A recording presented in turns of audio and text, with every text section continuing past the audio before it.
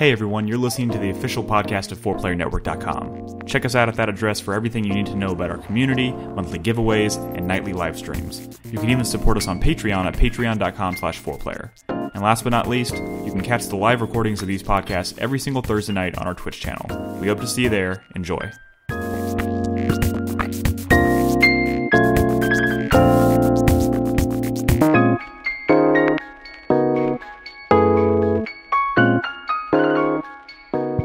We good? We ready? Yeah. We ready to do this? Yeah. All right. Hey, everyone. Welcome to 4Player Podcast, episode 549. My name is Nick Henderson. I'm your host this evening. I am, of course, joined by Brad Simons. Yo. Nolan Hedstrom. How's it going, everybody? And Christopher Guthridge. Hello. And we're here to talk about video games, as we do every single week, every Thursday night on Twitch. We talk about video games. We're not going to do any of this chit-chat this week. We're going to get right to it. Before we do that, though, I, of course, want to remind everybody of a couple things. First one being Discord. Discord is an awesome thing. It's probably one of the best things that happened to our community in a very long time. If you are not a member of our community Discord, you're missing out. Find us at discord.gg/4player. You can talk to all of us. You can talk to other members of our community at all times. So, yeah, check us out. It's a great place to be. I also want to let everybody know that we recorded a popcorn cast last night,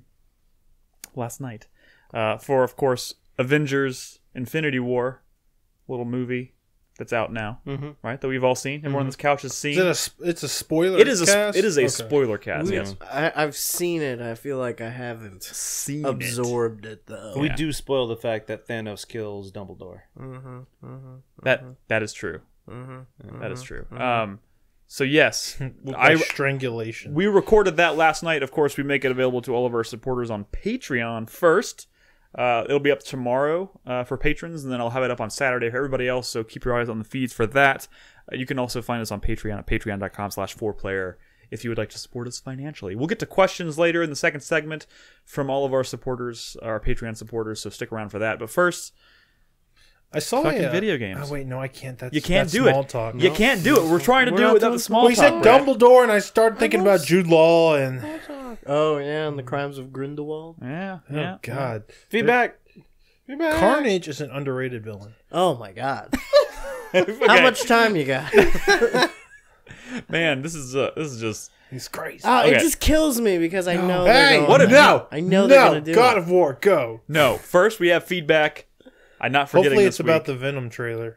No, actually, it's not. We actually No. don't have much feedback this week, so it'll be a very quick feedback segment.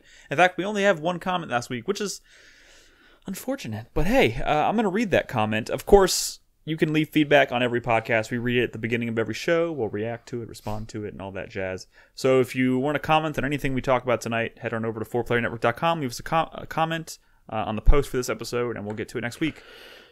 Doing so also enters you in a drawing for a free game. We do that every month. I need to announce the winner for this month. Now that we're in May. Yep. I haven't said the date yet, is it? Have I? No. It's May 3rd. Yep. You're chit-chatting. No dates.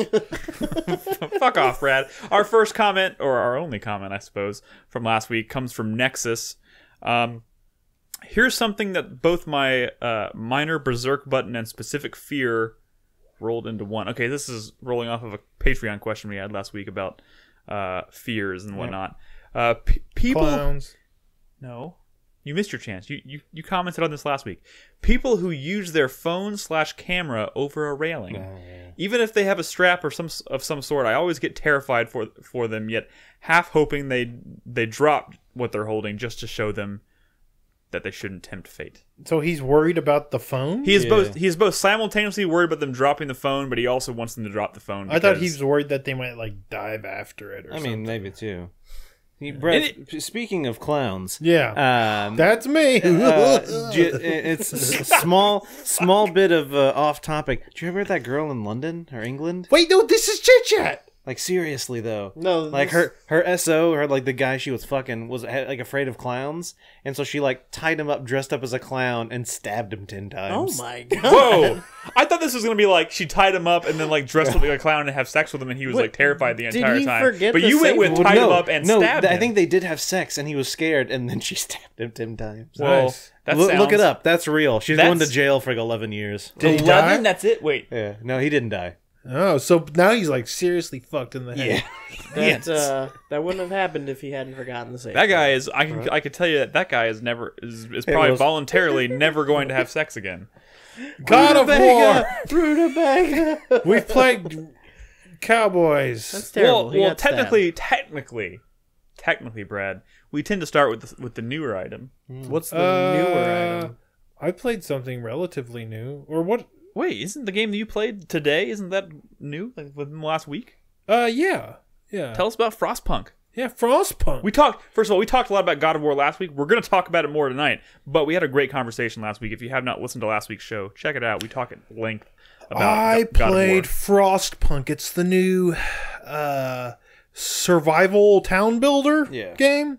Survivally town builder game from, I believe, 11-Bit Studios. Yes, sounds They're right. the developer of This War of Mine, and previously they had done the Anomaly games, which are pretty cool. This is a very tower offense games. It seems like this is a major talking point in our Discord right now. I see it coming up. a Well, lot. so the reason it's a talking point is because I jumped in this super overwhelmed. Let me start by saying I've never really played any city builders. I don't play RTS games, so because I get stressed out. It's overwhelmed. This is the constant ticking clock, right? And this one has a heavy... I mean, if you've played This War of Mine, has anybody here played I've played a little bit of it, and we have, of course, played it like 2 or 3 times at E3 and PAX. So take like the super bleak like atmosphere and like survival aspects of those games and put them in this kind of post-apocalyptic like kind of a what's a frozen planet called?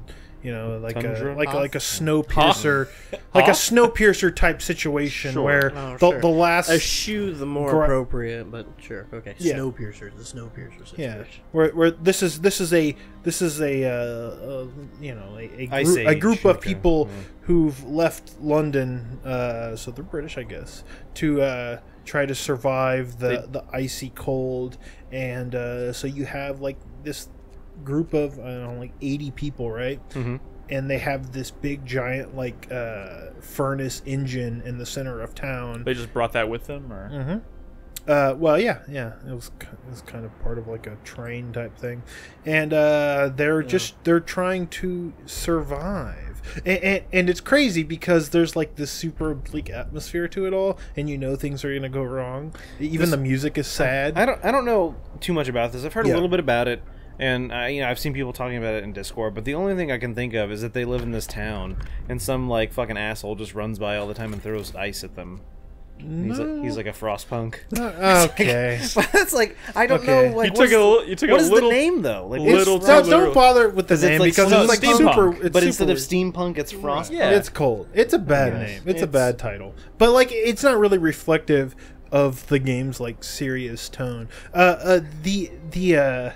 So, like, and when I say serious tone, I mean it. It's like This War of Mine. It's kind of bleak. Yeah, kind of. That game was where super people bleak. are just struggling to survive the winter. And I will say, there's a look to this game. Like seeing people kind of like head out into the snow to like gather resources. You see it right there. That's pretty cool. Or like go hunting. All I've seen you do is zoom in and zoom out. And I will zoom say in this: and your use of the camera is. This is the game. I mean, it's a city management or a town builder build type something. game. Like I don't actually build a whole lot here. So the thing is, this is me kind of struggling to figure all of this out, but it is very much about like heat management and resource gathering, and because this big furnace in the center, it puts out like heat in a ring around the center of it. So you're kind of building around it, and as you upgrade that furnace, it'll go out further and further. But you can create build other furnaces?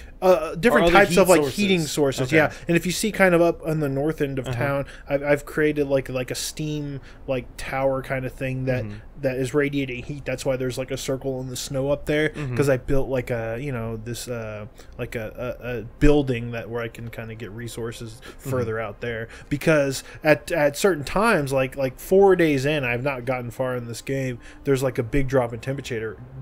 It goes to negative 40 degrees, and you kind of have to prepare for that. like in terms of like the tech tree and stuff, because you see it on the timeline and you know what's going to happen. And when temperatures are like below a certain level, you know, your guys are way more likely to get sick and like gravely sick, and you know, you're trying to keep everybody alive because there's that war of mine coming coming into play. And one of the cool things that this game does, and again, I don't really play a lot of these games, is that you're like signing laws based on like the current situation. Like, you know what, like, you know, like the only way we're gonna survive this is if we're gonna sign like child labor laws that let kids like do work. So you're making these really like kind of bleak choices. Can you choose to not survive? To sign that You law? can. There, like oftentimes there's sort of like different types of laws that you can kind of you could choose to, instead of, you know, instituting child labor, you can create like kind of schools that will eventually further down the tech tree allow them to work in like the medical building or the engineering, kind of become like engineers and stuff. But when you're struggling to survive and you know this impending cold's coming, you might say, well, if I do child labor laws now, I can start getting shit done a lot quicker than down the line. They're playing on that fear and panic. It's just like, make the morally like wrong choice. You have a hope meter, and you have a hope meter. There's a hope meter, and then there's a unrest, kind of like an unrest meter. I forget exactly what it's called, but when you're signing these laws, they might like affect those meters as well. Like you might see them like, this is like a fucked up law, so they start getting like angry. That's not the 2 meters at the bottom of your screen there, is it? Because that is it. Wait, so which one's hope the one? Is blue, but this is the very beginning of the game. Oh, okay. Because I just started playing this, and I'm basically wrestling with, you know, trying to figure it all out, because there's tutorials, but they kind of pop up when stuff happens, and to me, like, the stakes are so high and the clock is constantly ticking, so like I'm too stressed out to wait for tooltips to pop up that say, hey, you might want to build this, or like, hey, your furnace thing in the center of town, it's gonna explode because you like you can choose to overclock it, basically, to make it hotter, but if it goes too high, it can go critical and explode and you lose the game, right? But it doesn't tell you that, hey, this thing can go critical, until it's like really high, and you're like, okay, thanks for waiting to tell me that. To cool it, you have to use the blood of virgins. Well, it'll naturally cool because it's really cool, but you have to kind of, you just can't run it overclocked for too long, I guess. Exactly. So you're making a lot of like cool, tough decisions with like laws and stuff. Like one of the first laws I signed into effect was the ability to make people work for like 24-hour shifts, like at my choosing. But each time I like on a like particular building, I'm like, you know what, you guys, you got to work all night. You know, but like that'll make your kind of unrest meter, your discontent meter, that's what it's called, your discontent meter rise. So it's all about managing these meters while building this town, trying to survive. And events pop up too, where you have to make choices, kind of like a lot of games, like a Banner Saga type thing, where like oh, you know, this dude wants this to happen, but you know, like BattleTech's doing some of that as well. I do like the I like that idea of like signing law. Like I don't think I've seen many games where it's like. Are you like the mayor? Yeah, I guess, yeah. You're the mayor of this little frosty town. The dictator? It's just, it's got a really cool look to it. I really like kind of the tone. You know, so what made unlike this War of Mine, which is a very, like, kind of real-world scenario, it's, like, almost too bleak. This is kind of blending this steampunky, like, fantasy with that bleak atmosphere, and I think it really works. So what made you want to play this? You just said it yourself, you don't really play these kinds of games. Oh, well, you know, it's been getting really good reviews. I mean, I think the developer's really cool, so I figured this would be cool, but mostly because Carlos has been playing a bunch of it, and he's been telling me, like, hey, you should try this. This was the other game on the... I bought BattleTech, he bought this. Oh. So I've been playing so much BattleTech. I'm not going to talk about it here again today, but I've been playing a lot more of that. And I finally just tried that for the sake of, you know, talking about it on the podcast. But, like, see, so like, there's laws here.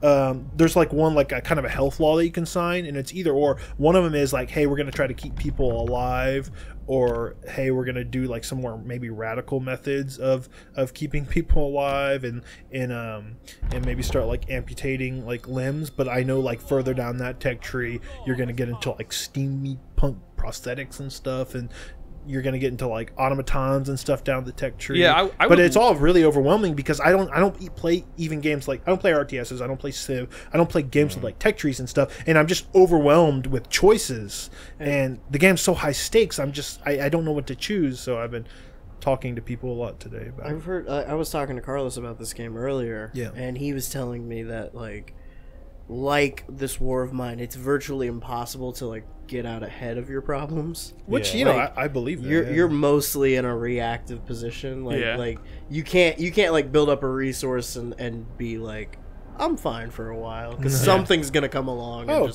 fuck you up. Which there's also this thing where there's kind of like a world map where you're sending out scouts to I guess scout out and try to find other survivors to bring back to your town so you can have more people, or to find like ththese reactor cores that let you build crazier things. So, but I haven't done any of that yet. Decent farts in chat.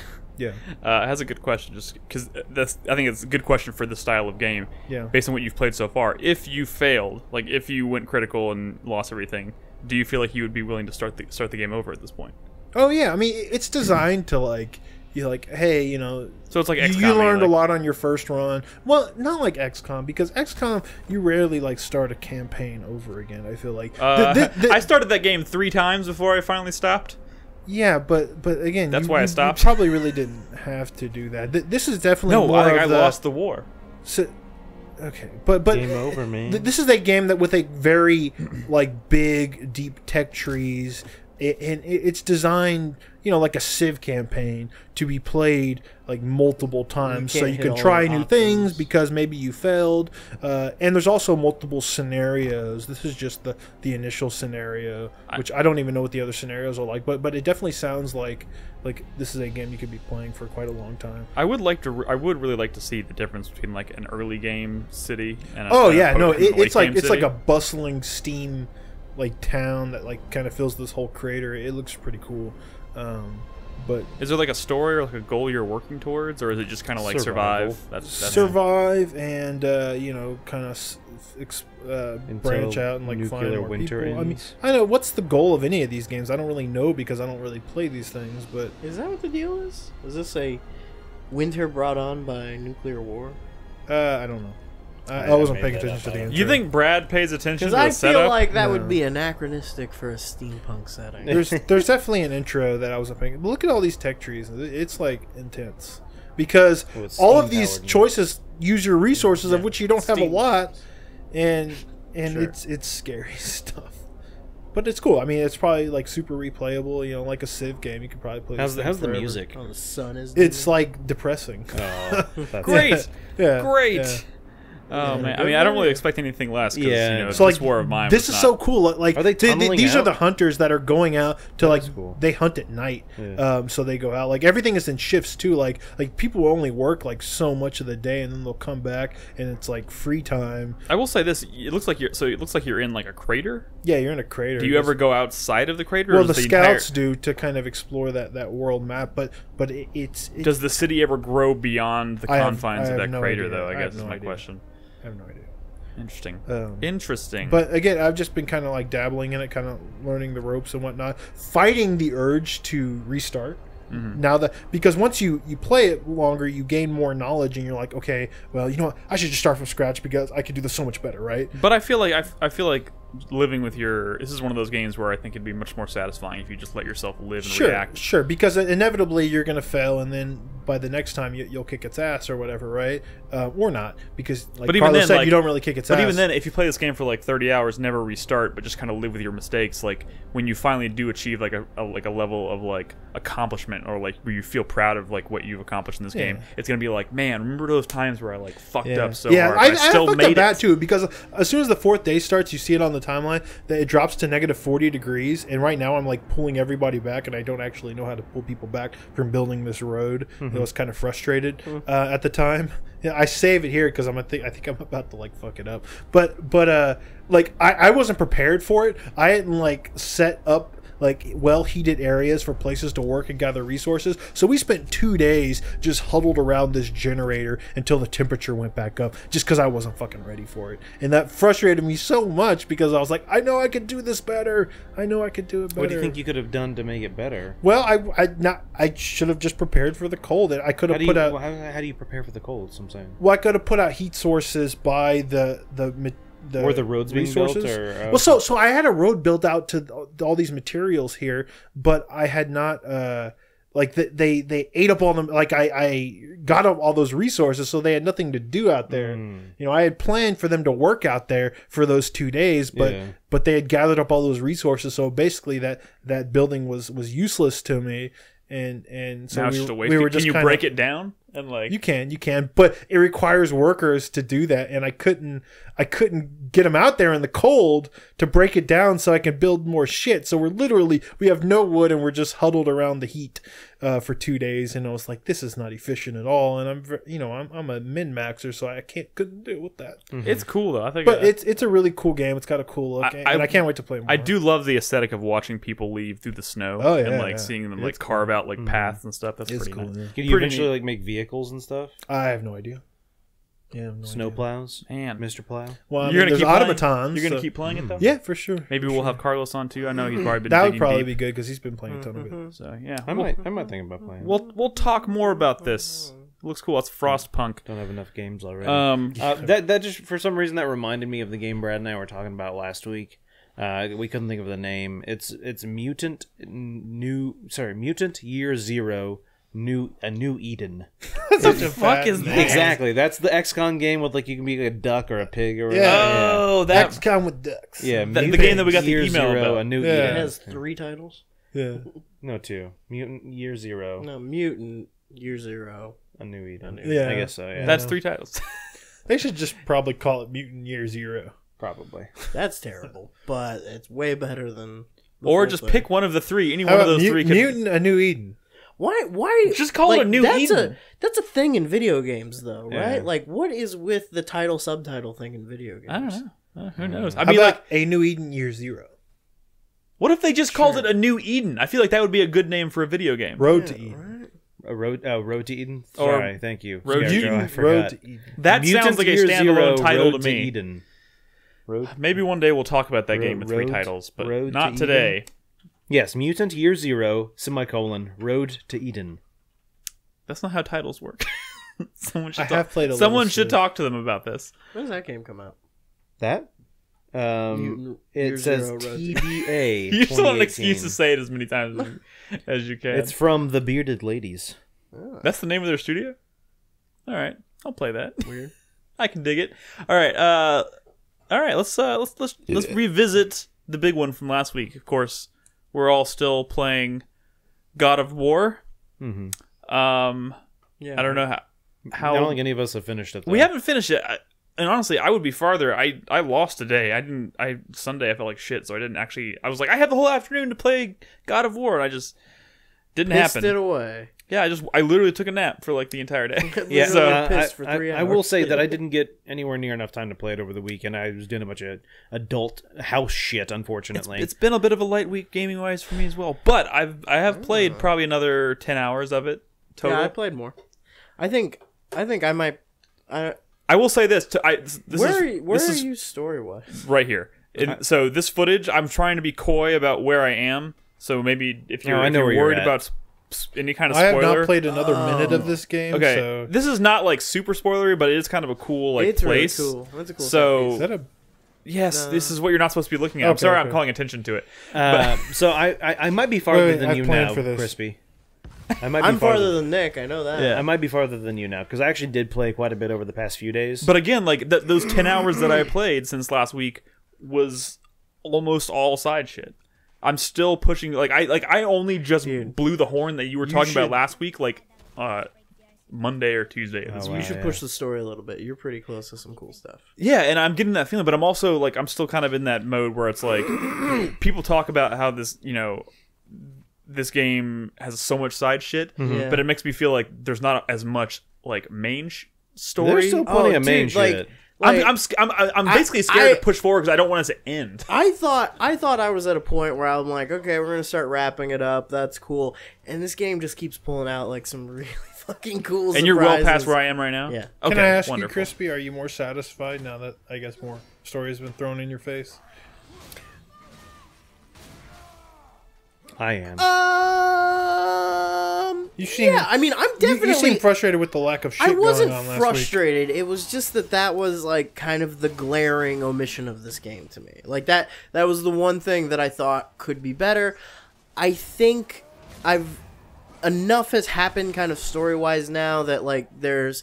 The characterization is kind of meeting the rising action and the threat of the game a little more fluidly, a little more cohesively. Mm-hmm. So yeah, I do think a lot of my concerns were kind of placated. I still think the story is pretty thin, but I mean, I'm having a hell of a lot of fun with it. Yeah, you know? And it is just a noticeably different and there approach are some to really, storytelling. There are some really cool story moments that Patronus in this? that happen. Oh, it's one of the summons. One of the arrows. Yeah. I don't have that. You don't have any of the arrows? Dude, I've gotten like... No, I do, but I don't have that one. I've got like 7 summons so far. I don't have that one. Holy shit. You gotta explore. Dude, there was a... I heard about like some crazy secret items in this game that you can get. Like, some crazy stuff. Dude, the one thing that's been going around this week a lot is there is actually, I guess, the Infinity Gauntlets in this game. What? Well, it's an amulet. Oh, but it looks like the Infinity Gauntlet. Well, it's an amulet, and then you have to find runes throughout the game. Like, you know those things that you slot into stuff to modify them? There's 6 of those, and they're each like based off of an Infinity Stone. And if you put any 3 of them into this amulet, then you can just like fucking like shoot laser beams out of your hand. That's pretty cool. Can you snap your fingers and make kill half the the enemies enemies in the go game away die? because there's too many? You think there's too many enemies? I mean, sometimes battles like dude, they'll keep spawning in. You're like, all right, yeah, sure, but like I also feel like there's been times where I've played this game for like 30 minutes and never encountered an enemy. No, it depends on where you're at in the story. I feel like there are, you know, it's God of War, so yeah, when you do get into a battle, they do tend to spawn lots of enemies in, but the battles are far less frequent in this game than they are in just about any other God of War game. Yeah, I don't know, man. Like they're like introducing new things where I'm at in the game where it's like, wow, I didn't even like. I don't know. They have enough depth to them system wise that I'm like, oh, I am so surprised that this game is still going and not like in terms scaling, of systems and not like, you know, winding down. You know? I've recently come across some new enemy types and stuff like that, even as far as I am into the game. And I did want to say that, like, and I wish we could spoil a little more than but I'm not going to, because this would be a good game for it would. Cast where I'm at in the story, I would really like to talk about what's going on. But I can't. But it's kind of fucking good, and bad at the same time, and that's all I can really say, unfortunately. I'm almost mad that I didn't cast this last Friday, because if I would have, I probably this past Tuesday when I casted it would have gotten to the point where I'm at now. And I really wish I would have been live, so I kind of could have talked about it with chat a bit, because I know there's definitely plenty of our community members who have beaten this game or are at least far enough in it that we could have a conversation about it. But sure. Also, I'm at a point. Well, not really a point, but like I had this moment the other day where I was like, I feel like the combat's getting kind of, or is feeling kind of repetitive and stuff. And then I went to the menu and I was gonna, you know, like level up my shit, and then I realized, fuck, I haven't been swapping out talismans and runes and shit, which give you totally different attacks. So I've been rolling with the same 2 attacks for like 10 hours, and I was like, I can't believe I forgot about this as a system. Just wait. Oh shit. Yeah. Man. I don't know, man. This game is still really, really doing it for me. I don't know how much else there is to kind of say about it at this point. This is a game I would definitely love. I'm surprised you guys haven't finished yet, man. Well, like I said, not a short game, and also I haven't been playing enough. Like I said, I'm 25 hours into this game, and based on kind of what I've gleaned from other people talking about it, like I'm not very far in the story, or I may be like the halfway point, just because I've been doing so much side shit. Like what you said last week, where you were talking about how you went out into the lake area and then you did everything you thought you could do before proceeding. Like that's kind of the approach I've been taking to the entire game. So like I end up spending a shit ton of time just roaming an area until I literally can't find anything else to do. It'd be weird if you just kind of critical path it and didn't do any side shit. No. Yeah, I don't think that's the way to play this. This game. also feels like a game. You get some pretty dope rewards from side shit. Yeah, and like a lot of there's actually some really cool like dialogue and stuff that you unlock with Atreus just from doing side shit. I'm surprised how much of their conversations that almost seem story to me have been happening while doing side shit. Because like there's just kind of an example, because this is a side thing, you don't have to do it, but I ran into like you occasionally find these like ghosts in around that will give you quests and whatnot, and Kratos is always kind of like, we don't need to bother with this ghost, and Atreus wants to help them, and everything. And there was the ghosts that just have you kill like 5 guys. No, I mean there's some that get more intense. There's some that get more involved. More like, oh, go here and do this, and like help me. This one guy wanted me to find his son who betrayed him and killed him or whatever, and that kind of leads to this really interesting like. That's a long side quest. Yeah, it's a long side quest, but it's pretty interesting. But I'm doing that one right now. I finished it the other day. But like I found this ghost who was talking, like who offered, he wanted you to find these 3 things that were kind of scattered about the lake that apparently give you the power to communicate with the dead. And Atreus was like, oh well, we could use it to talk to Mom, and he was like, we're not doing that. And then it just led to this like conversation about why wouldn't you want to talk to Mom?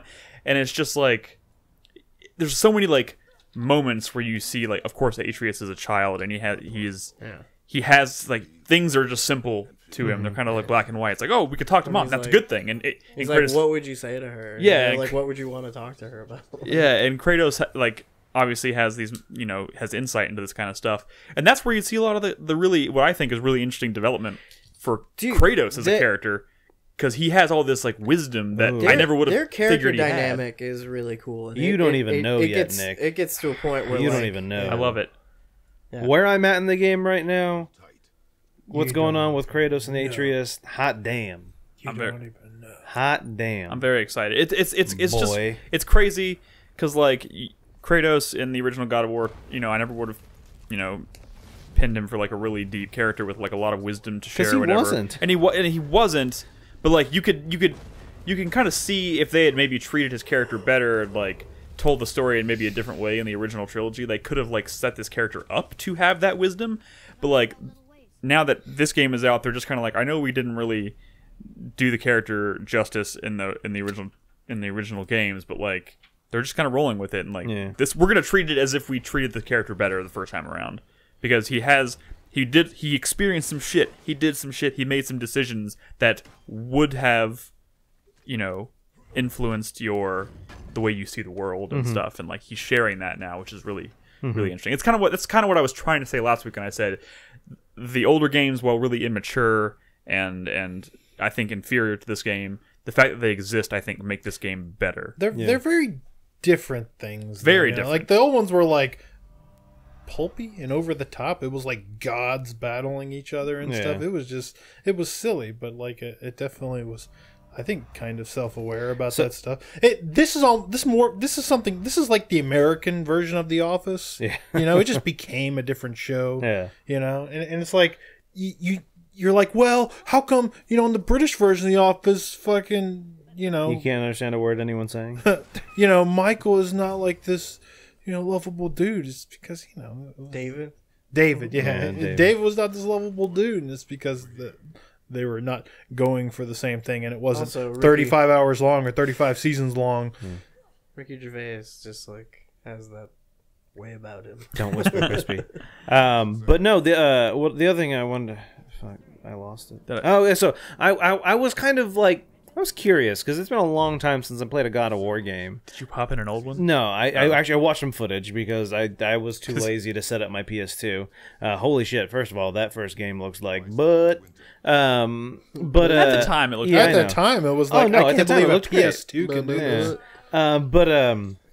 But yeah, like one of the first things that happens in that game when you fight like one of the first bosses you fight, it's like the Hydra, and like you need like a key, and the sailor has it, but he gets eaten by the Hydra, and so you kill the Hydra, and then he like goes inside the Hydra's stomach, and like somewhere in there, like in like the throat area, he finds the dude like hanging on, he's about to fall, and he like picks him up, and he's like, oh, thank you for saving me, and he's like, I didn't save you, and he like takes the key and throws him down, like just kills him. Yeah, it's like, man, Kratos was like a fucking asshole. It was a cartoon. It was ridiculous. But like you can also kind of see glimpses of that. Like what I do like about this character is that we know what kind of person Kratos was in the original trilogy, but like you can kind of see what having a family, the impact having a family has had on this character. Like, it's kind of forced him to see the world in a different way and approach things in a different way. And I think that is a really cool evolution to kind of see play out between the old games and the new games. So I don't know. It's cool. I'm still fucking digging the hell out of it. I do intend to finish this game before the next podcast. Has there ever been another series that did something like this, where it's just like it just became something dramatically different, even though it's still like technically the same series? Resident Evil? No, but no, because Resident Evil was still like you know, like consistent in terms of like the story and the characters. You know, like this is something that's dramatically fucking different. The X-Men like movies. the tone, the writing. I'm sure there's been something. He said games, Crispy. Games, like game franchise. It's like we didn't just completely do the gameplay. We did the. I will say, you know, a quick recommendation. I feel like I've been over leveled a bit for some of the main story, just because I've been doing all the side quests. But not too long ago, I did unlock the ability to fast travel. Yes, between any. Of the things. I read that happens fairly late. I would maybe recommend playing a little more story until you get to that.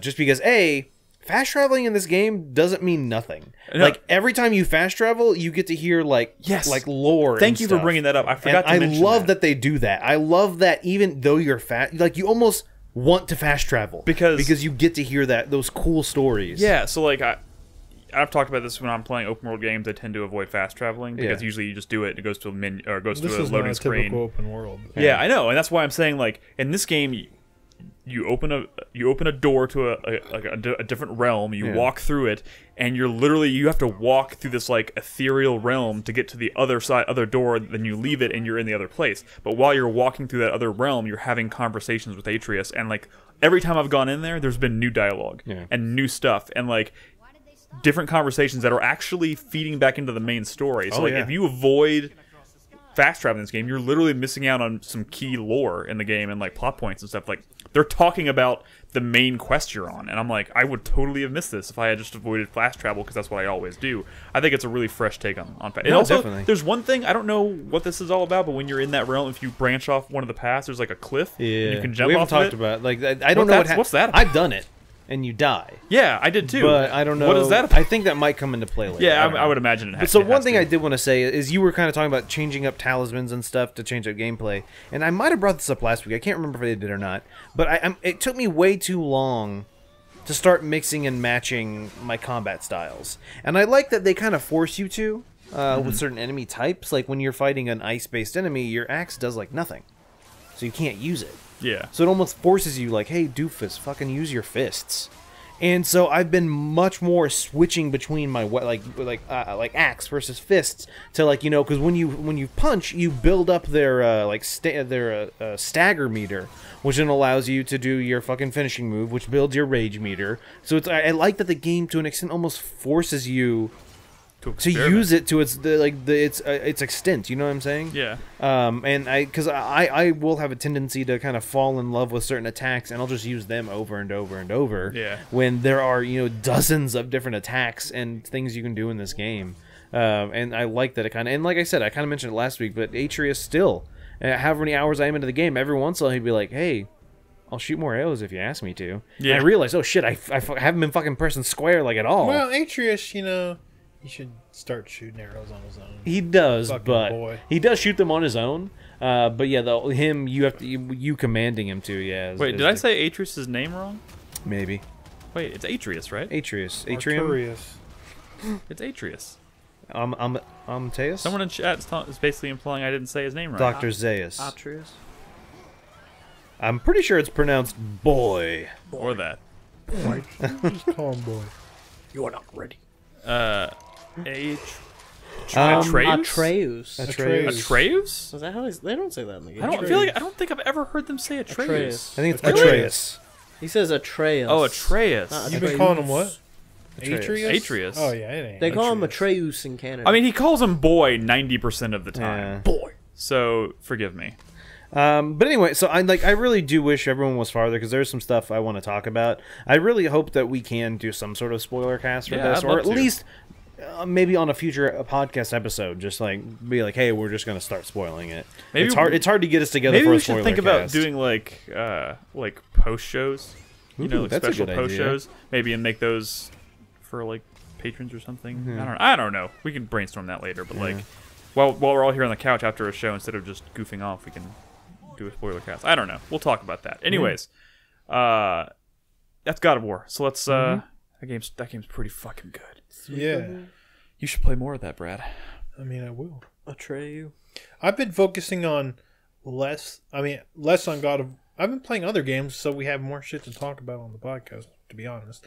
I do want to keep playing God of War, and I intend to. Hey, but we've had really good conversations about God of War, so just play what you want. All right.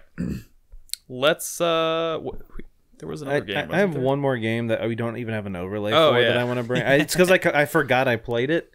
But for those of you who were on the stream last Friday, I played some Nintendo Labo. I can't remember. Labo. Yeah, on a whim, I went out and I bought the robot pack. How much was that? I've been paying a whole lot of attention to the pricing. $80 plus tax. MSRP. God damn. So yeah, I started my stream, and by the end of my stream, I had finished. And I had a robot. I will I will say that similar to how like I don't know what their title is, like the creative minds at Lego. Whoever built this was pretty fucking like it took a lot of thought. Nintendo? Yeah. Well, whoever worked for Nintendo, but whoever came up with the design, like Reggie Fils-Aimé, did not design this.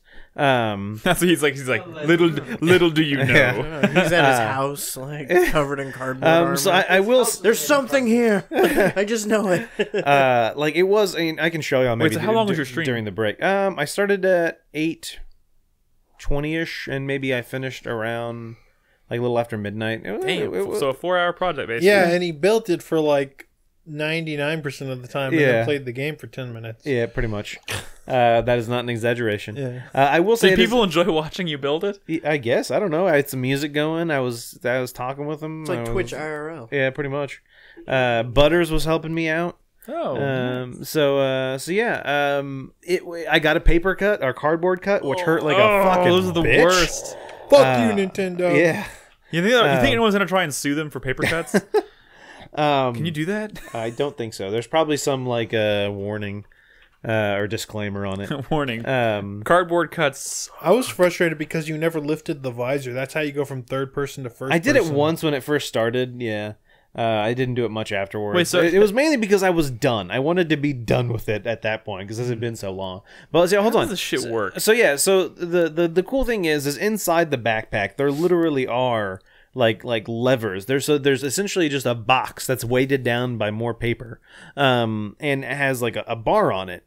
And there's 4 of them that are like it's a pulley system almost. So you have 2 that are attached to your arms and 2 that are attached to your legs. And when you pull it, that bar goes up, and you have the Wiimote, the nunchuck in there, the Joy-Con, the Joy-Con in there. I'll get it. The one with the sensor on it. Yeah. So it literally can sense those 4 bars as they go up and down, and so it knows when you're like lifting your legs, and you literally have to lift your legs to like walk around as the robot and punch. I mean, things. I've got to give it to him. Like that is a creative use of that. No, technology. it definitely is. And then, like sure. Brad was saying, there's your other Joy-Cons on your head, and it's a visor. When you have your visor down, you are in first person, and when you lift it up, it goes into a third person view.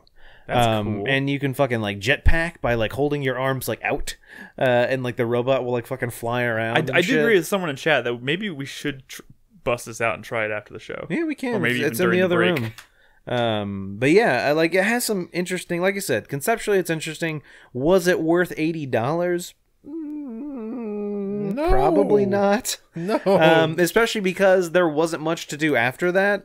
I mean, there was a customizable like view where I could go in and change all my robots' colors. Nice. I don't. Maybe you also could have bust out your crayons and colored the backpack. That's true too. I don't know if I maybe just didn't take full advantage of the software. Maybe there's something I somehow missed. There's other modes in there. Yeah, but like I said, I had been going for like almost 5 hours or whatever, and it was just a fucking. It was a long I feel like night. the variety pack is not only cheaper, but probably the one I would without yet having played with the variety pack, I would probably recommend it over the robot. Do we think they're going to continue busting out new Labo things? I think they probably will, but I don't think it will last long. I mean, don't get me wrong. I could have never imagined them doing this in the first place. Dude, what if they make obviously what if they straight up mind make is like not like good enough? Like, what if they somehow make like have some like complicated thing you have to build, and then you play an entire like survival horror game in it? That like, would be like, interesting. Like, you know how when Resident Evil 7 came out, and it's like, oh, you can play the whole game in VR. Like, what if you could? They make a Nintendo exclusive horror game, and it's like you build the thing, and then you use that to play the entire game. Like, that would be kind of crazy. Yeah, it would be. I don't know. I'm sure they probably have something else up their sleeves. I'm fairly certain they probably didn't just plan on like creating this Nintendo Labo for like 2 things. Yeah. Like I'm sure they probably have other ideas. I'll be interested already. to see how it performed like financially and whatnot. What if they have a kit that lets financially they made fucking shit tons of money for selling people cardboard. Well, yeah, I'm sure they're making bank. Yeah, on it. but like what I'm saying is, I guess I'm cardboard. interested to see how many people actually went out and bought it. Okay, yeah. Maybe they'll release a kit where you can build a proper controller with a good D-pad. Maybe. I don't think that's how it works. Brad, you have a game? Yakuza?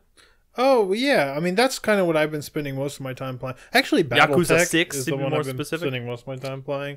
But I wanted to talk about Yakuza 6 again because I've Did you bring its booby footage? Played a lot more. I didn't. How rude. Yeah, I've been playing a lot more of the game and the story and some of the other stuff you do in the game because I didn't talk about it last week. So when I talked about it last time, I actually played very little of it. But now I played a lot of it, and the story's really good. It's getting really good.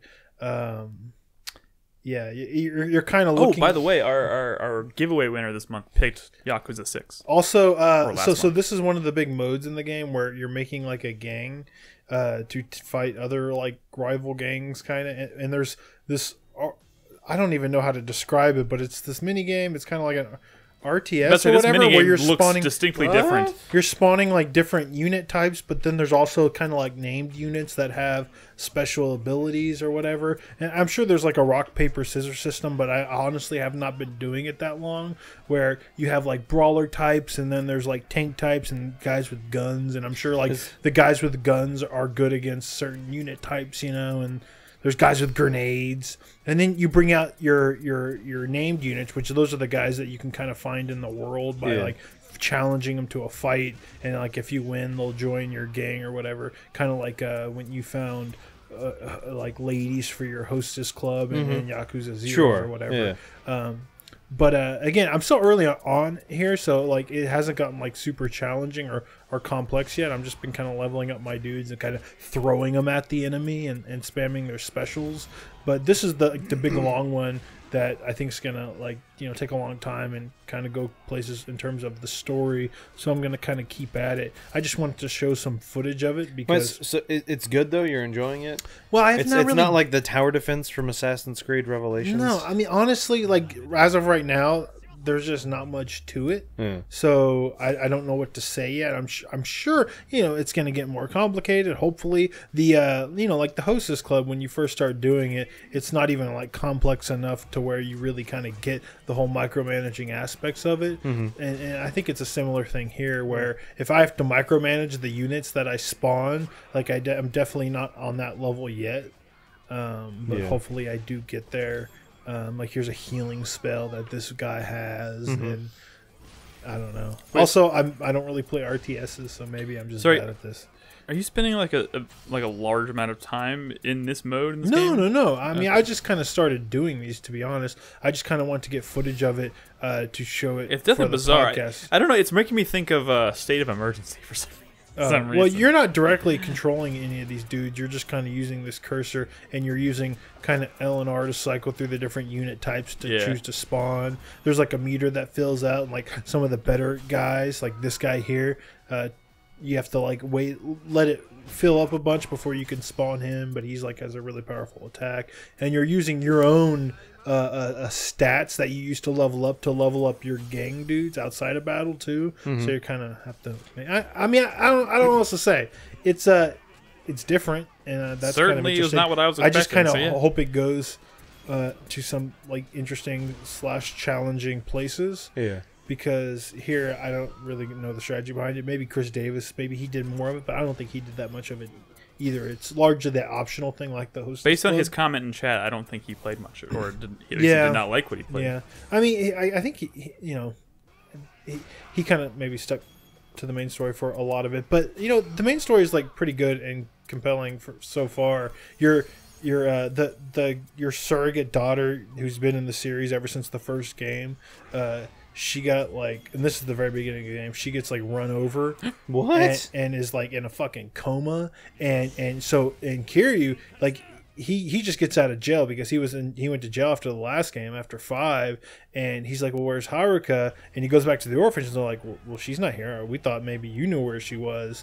And so you go back to Kamurocho and find out that she got run over by a goddamn car and is in critical condition or in a coma or whatever. And also, when you show up to the hospital, she has a baby.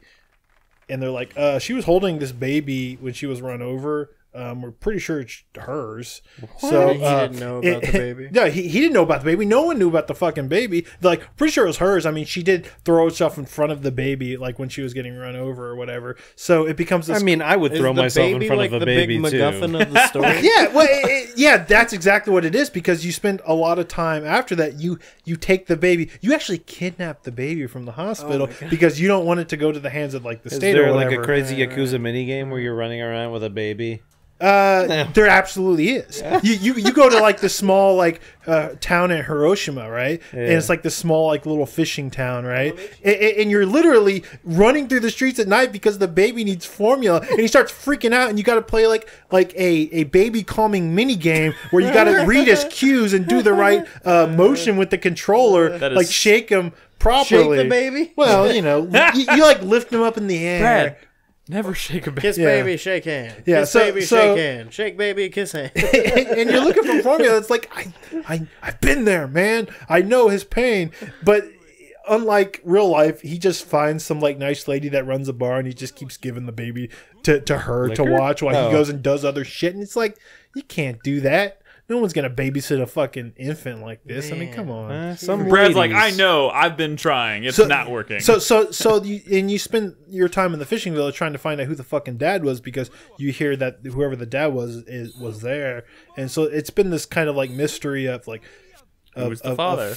Of who's the father, finding who the father is, and I found out who the father is. Is it gonna end on Mari? These reps are way too slow, Brad. Pick up the pace, man. Sorry. You're not going to get anywhere. Agility. Yeah, where are the gains? Well, yeah, there's they show you actually get gains after you eat the right meal. Of course, I couldn't figure out the food riddle, and I didn't eat the right meal. That can be hard. Yeah. Well, I looked up a guide online afterwards, so I stopped fucking it up. This does look Yakuza as hell. I hope the gang management thing fleshes out and becomes cool later on. Hopefully, because so far it doesn't seem like the cabaret club in Zero is so much fun. I keep over the last 2 weeks, I keep putting Yakuza 0 in to be like, I'm gonna get farther in this game, and then I just do cabaret club. I already took down Club Mars, working on Club. You're not pulling that I anywhere. want to play Yakuza 0. You need to come way farther down, Brad. You're not actually going to activate your lats when you're coming that low. You need to go farther. But yeah, it's been good fun. The story's been good.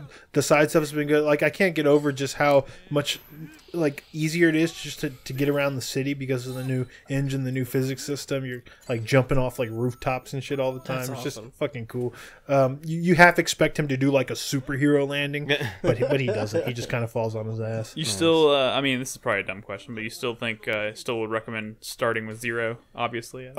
Yeah, just because 0 is like a really, I mean, it's probably my favorite Yakuza game. You should just play 0 anyway. Really fucking good. Yeah, I know. I mean, the thing is, other people aren't really like hung up on this whole, you got to play whatever's fucking current like we are. So if you're out there and you don't care about playing like 2018 games or whatever the fuck that means anyways, yeah, just pick up Zero. I mean, you could probably find it for cheaper than this, and it's there's no reason that just because this one's newer, it's not necessarily better. I mean, I'm not saying I'm going to go out and do it right now. I still have other things on my list that I got to go back to. Zero's fucking like good. Fucking Hollow Knight. And it has Majima. You play as Majima in that game, and that's dope. So good. Yeah. So good. Yeah. That's my favorite part of that game. Dude. Yeah. Yeah. One day it'll happen. Anything else you want to say about Yakuza? No, I'm just like I'm saying, it's not like I'm trying to snub God of War. I'm a Yakuza fan. I've been playing Yakuza and BattleTech, and I'm playing fun games that I really enjoy, and sure. I'm gonna keep going, and eventually I'll get to God of War. Cool. Do they specifically have the telephone clubs anymore?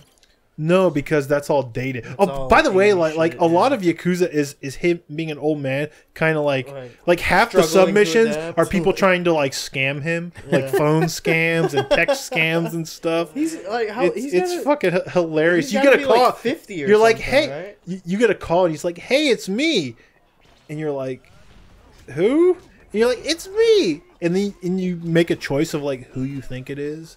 And you're like, Taichi? It's like, yeah, it's totally Taichi, man. Dog, my friend, he was in an accident, man. Hospital bills. You think you can like chip in? It's fucking funny. I just ask because his fucking like opening animation at the telephone club when he like picks up the phone. Oh, there's plenty of good stuff still in this game. I've been chatting up those ladies some more, and I didn't realize. People told me there's only the two women in the game, but you can chat with them multiple times and it's all different. Yeah. Shit. Shit. Yeah. And how much do you have to pay to unlock the actual videos? When you do it and successfully, you unlock just the video, so you could just see the full screen video of the scenes, which is just at that point.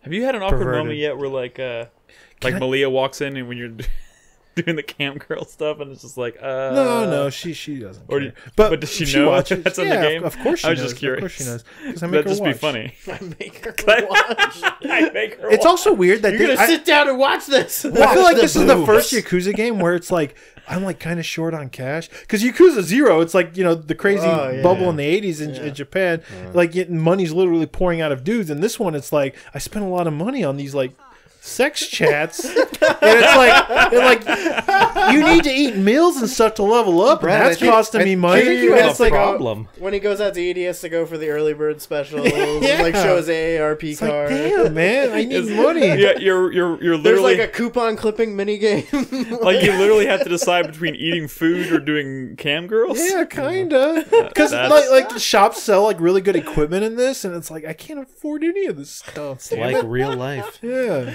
Oh my god! I make her watch. That's some funny shit. Okay, we're gonna take our break. When we come back from the break, we actually have some pretty interesting news topics to cover this week, and we'll answer some questions from our supporters on Patreon as we always do. So if you're watching us live on Twitch, don't go anywhere. We'll be back after this short break.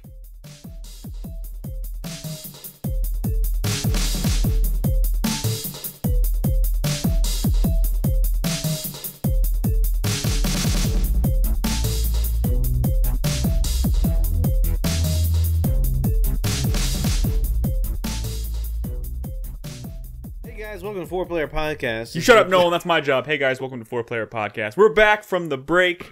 We don't have any more impressions now. We got news topics. And there's actually some pretty juicy news to talk about this week. Chris Davis. I was about to combine those words, but it's probably not a good idea. What words? Nothing. Let's just keep going. All right. I'll take your word for it. It's All probably right. inappropriate, I assume. Let's move on to the news this week. The first one. Techland. Yep. Has acquired the publishing rights for Call of Juarez. Is Call of Juarez... Techland was always a No, Ubisoft was. Ubisoft used to publish Call of Juarez. But Techland always made them. Yeah. Yes. Okay. Yeah. So they got the rights back. They got the rights back. Ubisoft isn't going to be doing anything with... honestly, I'm curious to see what this ultimately ends up being. Ubisoft can't hurt you anymore. Ubisoft can't hurt you. Although I will say that last Call of Juarez game, Gunslinger, was really good. It was good. Yeah. It was it's easily my favorite Western game outside of Red Dead for sure. Yeah. Although this seems like interesting timing considering Red Dead's 2's on the horizon, and it's kind of like, Call of War is not super relevant when Red Dead's on the table. I feel like everyone talks about Red Dead like it was only that one game. I feel like someone should stream Red Dead Revolver. I own Red Dead Revolver. I just don't own a PS2. Because it's a pretty solid game. I mean, it's a very different style game, but it's like pretty solid. I'm almost kind of scared to play it. I remember it. I know, but like play it for the history, man. It's cool. Yeah, it's pretty good. Yeah, for sure. I wish I had a PS2 still. Also, there's other good cowboy games. Nolan, you can borrow my copy of Red Dead. You got a PS2, right? I have 2 PS2s. Holy shit! You want to sell me one? Well, you know what's also Bernadette's. You know what's also pretty solid. You know what's also pretty solid. What's pretty solid, Brad? Gun. Gun. I tried Gun. I could not get into it for some reason. Somewhere around here, I might be able to find them after the show. I have a pack of Gun playing cards. Wait, what the fuck is Gun? Exactly. It's a Western. It's a Western game. PS2, right? Yeah. It's a transition title. Yeah, okay. Transition. Yeah. Oh, the yellow artwork? Yeah. On 360 oh my god, as well. yeah, it was a cross-gen. I remember that. I feel like I was watching Deadwood back then, and I was like, all right. Right, that came out before Red Dead Redemption, and it was like, whoa. Yeah, that was literally... was that a launch title for the 360? Yes. Yeah, I think so. Yeah. That's what it also came out on original Xbox. Yep, Yeah. I remember that. Shit, I played the fuck out of that. Yeah, I don't know. Like, Call of War is it's weird. Cause, like, Bound in Blood was good. I tried Bound in Blood too. I could not get into Starts it. super poopy. Well, I mean, I played it for like 4 hours. You suck. Maybe I suck. But I don't know. Hey, Bound in Blood had a much better quick draw than fucking Red Dead Redemption. Probably. That's for fucking sure. Probably. Gunslinger was really cool. Yeah. They started to go in a really cool direction. So Yeah. I hope we see more of Call of War. I mean, they must have purchased it for a reason, so we'll probably be seeing more of that pretty soon. So, anyways, moving on to the next one. I don't know what it's going to be. Chris Davis. Okay. So E3 is next month. Of course, we'll be doing an E3 prediction show here pretty soon, I think. But it's rumored right now that we're going to see the next game from Remedy at E3. Mm-hmm. I guess my question for you is, what is that? What do you think it's going to be? And how many years after the announcement is it actually going to come out? The thing is, you say that, but like Quantum Break was announced and then released. It was still a while. It wasn't Alan Wake long, but it was when they first teased it, like this is going to be a TV show. 2 years ago. It was like a couple of years before that game came out. It was. I think it was 2 years. 2 years ago. 2 years before it came out, I believe. But you know what? That game turned out really good. I mean, Alan Wake's kind of a weird one because that was in development for how long? Like 10 years or something? Yeah. And it went across multiple platforms, multiple generations. When you talk about game development cycles, like 10 years, it's not like every day someone was going into the office to work on the game. It's one of those scenarios where they work on it and then the fucking project gets pushed aside for like a year. Yeah. And then they come back or in some cases, and I'm pretty sure this happened several times in Alan Wake, the project just wasn't coming together, so they scrapped it and then started over, yeah. But strangely enough, when that game finally came out, it was fucking really good. I don't know. Like, their last game was Quantum Break, new IP, really interesting. They did some interesting experimentation with that game in terms of they ended up doing the TV show thing, but it wasn't quite what they initially pitched it as. I think your voice is a little low. Is it? Is my voice low? Yeah, you're in there. You're in there, Nick. No, I think you need to just raise the mic a bit. Oh, physically. I did lower it a little bit during the break. Yeah. Sorry. There you go. We in there. Sorry about that. Okay. Quantum Break turned out really, really cool. Yeah. They're, of course, known for Max Payne. It's been a few years since they did Max Payne. Wait, no. Max Payne 3 was Rockstar. Yes. Alan Wake, I think you're thinking of. No, I mean, Alan Wake came out. Oh, but they classic Max Payne. Yes. Classic Max Payne 1 and 2. What if their new game's Quantum Pain? Max Break? No. Okay. No. Real predictions here. I want real predictions. I fucking no idea what Somebody's they're doing. Well, there's a bullet in their logo, so you're probably going to be shooting something. Well, yeah, sure. Yeah. Maybe it's Agent. You shut your mouth. That's never First of all, that's Rockstar, and that's never happening. I was listening to a podcast earlier, and they were talking about how like someone was like, "Oh, is Rockstar going to be at E3?" And they were like, "Last time Rockstar was at E3 was Agent." Yep. And then that just never happened. They had a really cool my guess logo. is no. They don't need E3. No, they why share the spotlight? That is true. They could just have their own week. Yeah. And we'll talk some other time. They could have like their own conference. That comes up. Rockstar conference. That comes up almost every year when our. If it's E3 there at all, predictions, it's just going to be to show off Red Dead, which is likely. But that's only going to be if like Microsoft or Sony decides to pay the money to have. Which I'm sure they will. I'm sure Microsoft needs. Yeah, I'm guessing it's going to be. If anything, Microsoft's going to pay some big bucks. I'm sure they're probably going to put a shit ton of money towards Rockstar to be like, please, like. I'm most excited about Microsoft's press conference this year, just because they so desperately need to do some cool shit. How much time do you think they're going to spend on Forza? Well, I mean, if you guys don't forget, last year's Microsoft conference was actually pretty good. They had a bunch of cool games, and most of them were multi-plat. Like, I know, like, a bunch of them were exclusive, and some of them ended up okay. That was the first place we saw Dragon Ball Z gameplay footage. Yeah. That was the first place we saw Metro footage. It's Halo time, baby. I don't.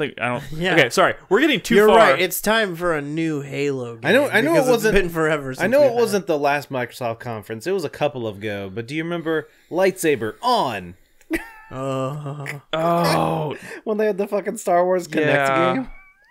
I almost bought a Kinect and Star Wars Kinect the other day. Dude, really? Dude, my first E3 was for the fucking... The game exchange up here. Project Natal. Was the fucking... Ever wonder what the bottom of an Avatar's shoe looks like? Yeah. I am eventually going to buy an Xbox 360 Kinect, and the reason is because the You want to borrow mine? I mean, maybe. It literally sits in that box right there. It's $12 at the place where I'm probably going to buy it, but is because the Happy Action Theater from Double Fine will be great for Henry once he's like more cognizant of what the hell's going on the screen. Yeah. That not probably play the Dance Central. Well, anyway, games. going back to the topic on hand, I have no idea what Remedy's working on. Yeah, I hope it's a new IP. I mean, I wouldn't be surprised if it was. It is, right? But also, why wouldn't it be from them? But like, I think things like Max Payne are in kind of a weird position because like they did 2 games and then they handed it off to Rockstar. Rockstar did Max Payne 3. It was great, but like I think it would be a pretty big deal for them to suddenly make a new Max Payne but I'm from pretty Remedy. sure that Max Payne 3 like kind of underperformed. And you know what also underperformed? Quantum Break. I'm actually, now that you think about it, I think maybe that Remedy would not do an original More IP like at this Quantum point. Broke. I think they're more likely to do like another Alan Wake or another Max Payne, or maybe a franchise that Microsoft has had that they maybe need talent to do. Yeah. Less likely, I think we're much less likely to see a brand new IP just because they need to pad their bank account with that established IP money. They need to get fans hyped, right? They need to get fans hyped, and fans don't get as hyped for like brand new things. That's just because that's just how the world works. I mean, people get excited for it. I think it's more of like people are less inclined to spend the money on brand new things.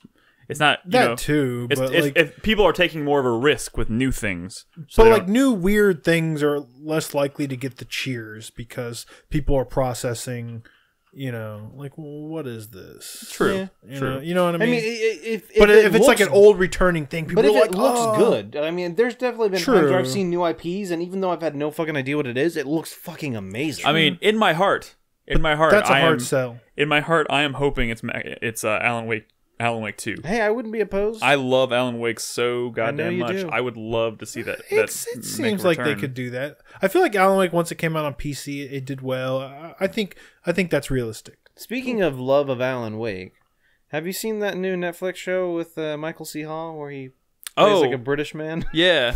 I haven't watched it yet, but I kind of want to. I saw a trailer for it. I'm sure. I was figured you'd be all over that. Yeah, it looks cool, but I haven't watched it yet. Right, I will probably watch it because it has Michael C. Hall in it. Anyways, let's move on to the next one. By the way, like I said, we will be doing. I'm not sure exactly when, but in the next few weeks, we'll get around to doing a E3 predictions podcast. So we'll talk more about all the shit that's potentially going to be there. What's the next news topic? Okay. So last week they announced Shadow of the Tomb Raider, right? I think not a lot of people seem to be talking about this aspect of it, but apparently Crystal Dynamics is not the lead developer on Shadow of the Tomb Raider. It's actually Eidos Montreal, the team that did Deus Ex. Yep. Because they're not doing another Deus Ex. Yes, they're not doing another Deus Ex. Crystal Dynamics is involved, but they're not the predominant studio working on this because game. they're working on their Marvel. They're working on their Avengers game, and that is one thing. But it also, I also kind of wonder. Fuck this. Wait, what? This Tomb Raider game looks so lame, and we haven't even seen it yet. I'm so bored by. Have I ranted about this shit yet? You have not. Not on the podcast, but please do. Okay, like fuck this, right? Like that last game was like pretty good, right? But forgettable. So was the one before that, and they're telling the same fucking story again. This footage, this cinematic trailer where she's sneaking through the jungle like fucking stealth killing dudes with AKs or whatever fucking like it's just so fucking lame. Stop it. Like Tomb Raider used to go like whimsical places. This is so lame and boring, and it's still the whole like she's a survivor, she's gonna learn to become the Tomb Raider. It's 3 games spread out over like how many years? Stop it. Like no one cares about the story at this point. That's not true, by the way. That is fucking true. Whatever. Okay. Tell me what happened in the story in the last game. I'm not having this conversation with you, No, Brad. like let's have it. That's what a podcast is Did for. you even play the last one? Yes, of course I did. Ow. I'm a Tomb Raider game. My head hurts just thinking about it. You had an Xbox when that game came out? What? Wasn't it an Xbox? I played No, on it was a 360. timed Remember the whole thing? exclusive. Oh, Yeah. that's right. You played it on the 360. Yeah. I forgot that game existed on a 360. Yeah. And I played the one before that too, and all the fucking Tomb Raider games, Nick. And let me tell you something. Those games are fucking boring. And like, if you care so much about the story and this character arc, be better at it. Otherwise, you're just fucking boring. And there's nothing exciting or interesting about the growth of that character that's been growing for 3 fucking games. We get it. She's surviving. She's still surviving. You got to go somewhere. I understand, but you are admittedly bitching about a game you have not seen yet. It's an origin. I've seen the cinematic trailer and the screenshot. She's literally sneaking through the jungle. You see crates, right? You see crates, and there's mercenary dudes like walking around the crates. I know what that is. I've done it in Uncharted for 18 games, and I've done it in now these Tomb Raider games. Yeah, but the thing is... And like, I know what that is, and it's so lame. Well, first of all, we knew that element was going to be there regardless. I mean, it certainly doesn't have to be there. That action element is going to... I mean, it's a sequel to what is now an established The best part franchise. that this new trilogy has done was when... towards the end of that first Tomb Raider reboot, when it was you were getting like ghosts of like ancient samurai, like it was getting kind of like crazy and whimsical, and that was kind of interesting just because it was not mercenaries that spilled in from the Uncharted universe standing around crate boxes of weapons and grenades. What I'm trying to say is is that the action shooty elements of the game that you seem to have such a problem with, and rightfully so, was always going to be a part of the sequel. Like that is part of what makes this rebooted franchise what it is. That was never going to go away. I don't care. I'm not going to judge. Can I finish my sentence? Yeah, go ahead. I'm not going to judge this game until I see how they handle the world and the tombs, because what they did with Rise of the Tomb Raider, the tombs were better. They were interesting. And I want to see how far they take it. I want to see... Not to mention, the reason this came up in the first place in this episode is because we're talking about the fact that it's a different development team leading this project, which means there could be dramatic differences or departures in this game that I'm curious to see. I certainly fucking hope so. But usually, when it goes over to a new developer, though, at least for a first game, that's typically when they play it safe, and that's why I'm worried that this is going to be. But like this is the developer that worked on Deus Ex. Well, so I will say that Mankind Divided did have some fucking excellent world design and exploration. Sure. Yeah. I absolutely agree with you. And also, but I'm saying when a established series goes over to a new developer, I feel like you don't see them taking chances right away. You see them like, we're gonna try our best not to fuck this up. But like that's usually when they hand it off to a studio that's not experienced making this kind of game. They're literally handing this off to a studio that makes Deus Ex, Mankind Divided, and Human Revolution, two very well-established, successful, maybe not financially successful, but like well-made AAA games. Like they're not. I don't think they're shy about experimentation in this game. I also heard impressions from the people who went and played the game at that preview event, and they said, tonally speaking, like as far as the exploration, like tombs go, like it seems like it was going for a much like a more frightening tone to it. Like when you're actually exploring tombs, like it was kind of scary. Tombs. And like that sounds like it could be cool. I don't know. I mean, I don't want to like. You could very well be right. This game could just be another rehash, which would be really disappointing. But like, if they want to experiment, if they want to like continue developing the tombs and make the exploration thing more appealing, it needs to be dramatic. Yeah, it does need to be a dramatic, and I'm Dramatically leaning different in towards terms it. of Probably structure. won't be dramatic, but I'm still hoping it could be. So like, I don't know. The fact that it's not Crystal Dynamics doing it again, kind of gives me hope that maybe they're going to take some chances, take some risks. Yeah. We'll see what happens. On the contrary, I think that if Crystal Dynamics did another one of these, they would be more likely to do something new just because they've been doing it Sounds for a like while. a hot dog bet if I've ever heard one. Yeah. Bam! Hot dog bet. All right. I've decreed it. What's the bet? Brad sticks his hot dog in Nick's mouth. I'm if just it's a being bad devil's game. advocate here, and I tend to be less cynical about these things in general. So like, I want to give it a chance until I see it or play it. I know, but we get into that conversation of But I'm also leaning, wait and see. It's like in the interest of being realistic, I am also in agreement with you. It's probably less likely that it's going to be a dramatic departure. And to be fair, there are impressions out there from people who've played an hour of the game, and I have read those. Mm-hmm. It sounds like more of the same, and that's frustrating. Nice. All right. Well, we'll see what happens. Cool. Let's be honest. I fucking hope it surprises us. And the last news topic this week, and there's new Red Dead Redemption trailer. Yeah. Oh, I forgot about that. Yeah, let's talk about this. Yeah, so we'll talk about the trailer. Also, two things. There was also some. IGN's doing like a whole month worth of information, and actually, I don't think this is too much stuff to read, Chris Davis. I remember most of the bullet points. All right, you can leave that up there if you want. But there was also like the IGN did like a 16-minute breakdown of impressions over a live demo that they saw of the game, and there's a lot of interesting details to come from that. So we'll talk about that. But first, let's talk about the trailer. What y'all think of the trailer? It looks pretty. I don't know. I mean, there wasn't my only like problem is it was a very cinematic-y trailer. Yeah. That seemed to focus a lot on the story of the game. So third one they've done like this. Correct. Right? Yeah. Yes. And, it's very heavily Dutch and the gang and whatnot. And so I mean it still hasn't given me. I don't know. Like I don't know what to expect from it still. There was a synopsis of the actual story and setup of the game so far. Yeah. Which seems to be that this game takes place in like 1890s. 1899. It's like the end of the gunslinger, the cowboy, and it is obviously it is a prequel to Red Dead Redemption. beginning of So this is kind of the beginning of like the downfall or the end of that era where it was cowboys and gunslingers and outlaws and that kind of thing. And the government is obviously trying to weed outlaws out, right? So they send the Butter's playing with the toy. oh okay.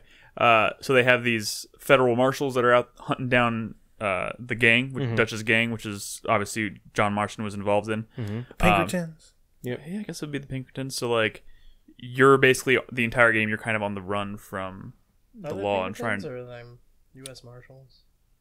I don't know. Pinkertons were more like hired security kind of thing, right?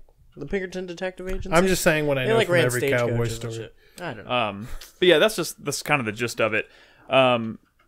So I think the one big thing to come out of the trailer itself was that it basically confirms John Marston's You presence. see him. You totally see him. His scars from Red Dead Redemption are fresh, still have fucking stitches in them. Yep. So, which is cool. Like, I'm definitely looking forward to seeing more of John Marston's backstory. At this point, I consider him a beloved character, and I'd love to see more about his backstory. But it's also, it's focused on a totally different playable character. Correct. Rockstar used to do these trailers that were like Yeah, 8 minutes long and would kind of break down talk about the world and the systems and the new things in the game. I feel like more than ever they need to do that for this game because they've already had one of these cowboy games, right? They sold us on the world and the setting. So doing 3 trailers of just a bunch of cowboys, like, true. It's time for you to show us the game. Because you're not. We love Red Dead, but you're not getting us hyped for this new first one of all, with these trailers. With that said, like I said a minute ago, IGN's doing one of these like month-long coverage things, right? And a lot of stuff comes out when they do these kinds of things.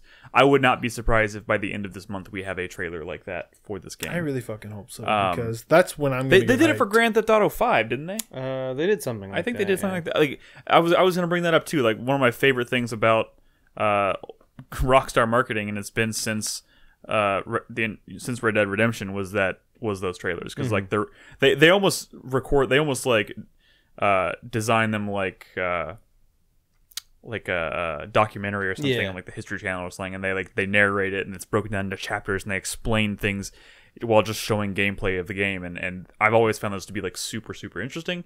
So yeah, I absolutely want to see more of it. I think the cinematic trailers, I welcome them. I think these are fantastic trailers, and they really get across to me what I'm most excited about, which is, I hope there are system upgrades in this game, and I hope things are dramatically improved from a gameplay perspective. But I also just, the thing I care about most is the world, and exploring the world and seeing how the world looks and feels and sounds, and like these trailers have done a really good job of doing that for me.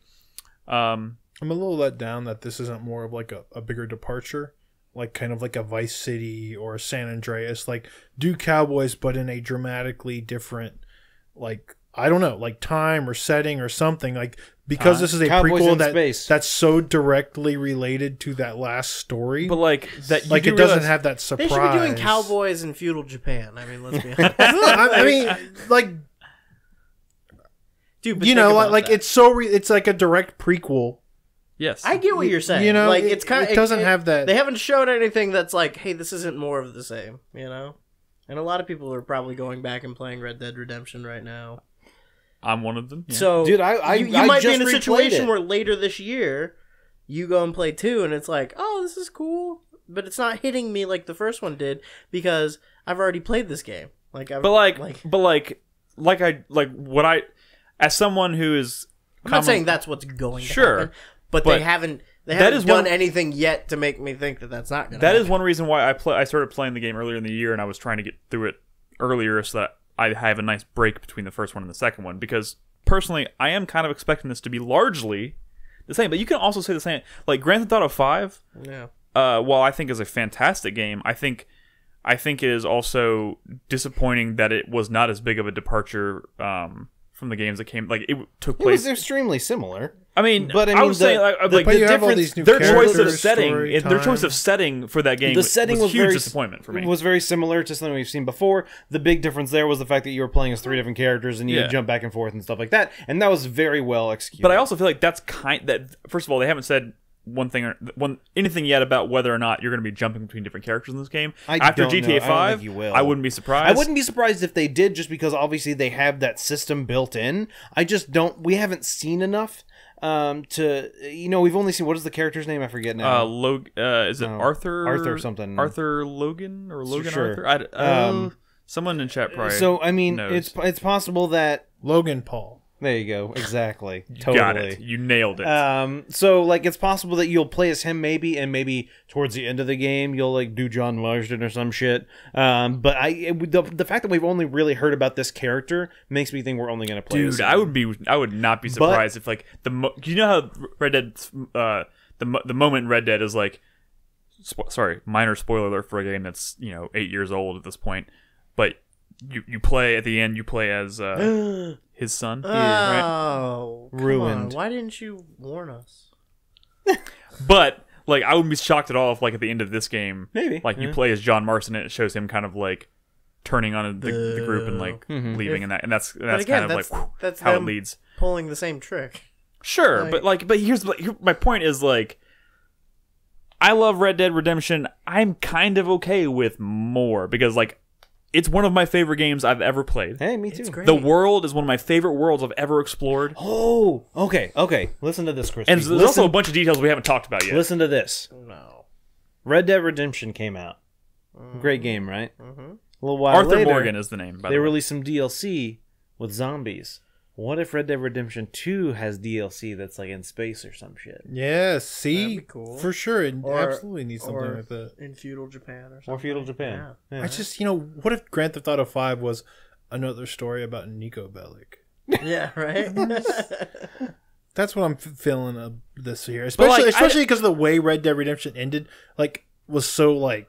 I think is one of the special parts about that game. Absolutely. I feel like this kind of undercuts it a little bit. But no, it doesn't, because like this is not John Marston's story. I know, but John. If anything, I think John Marston is going to be a very small part that you just kind of like see in passing. Those people from his past. Yeah, right? but like you've never met this character before. He has an arc that could be completely, totally interesting in ways that you would never expect. Turns out, Brad, he's a white cowboy man. Though. At the end of the game, he gets a sex change, and that's John Marston's wife. Spoilers. That could totally happen.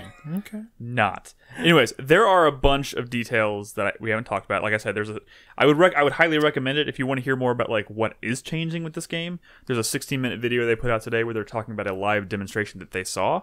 Of course, that footage has not really been released yet, but they talk about a lot of really exciting shit. Yeah. By the way, the art.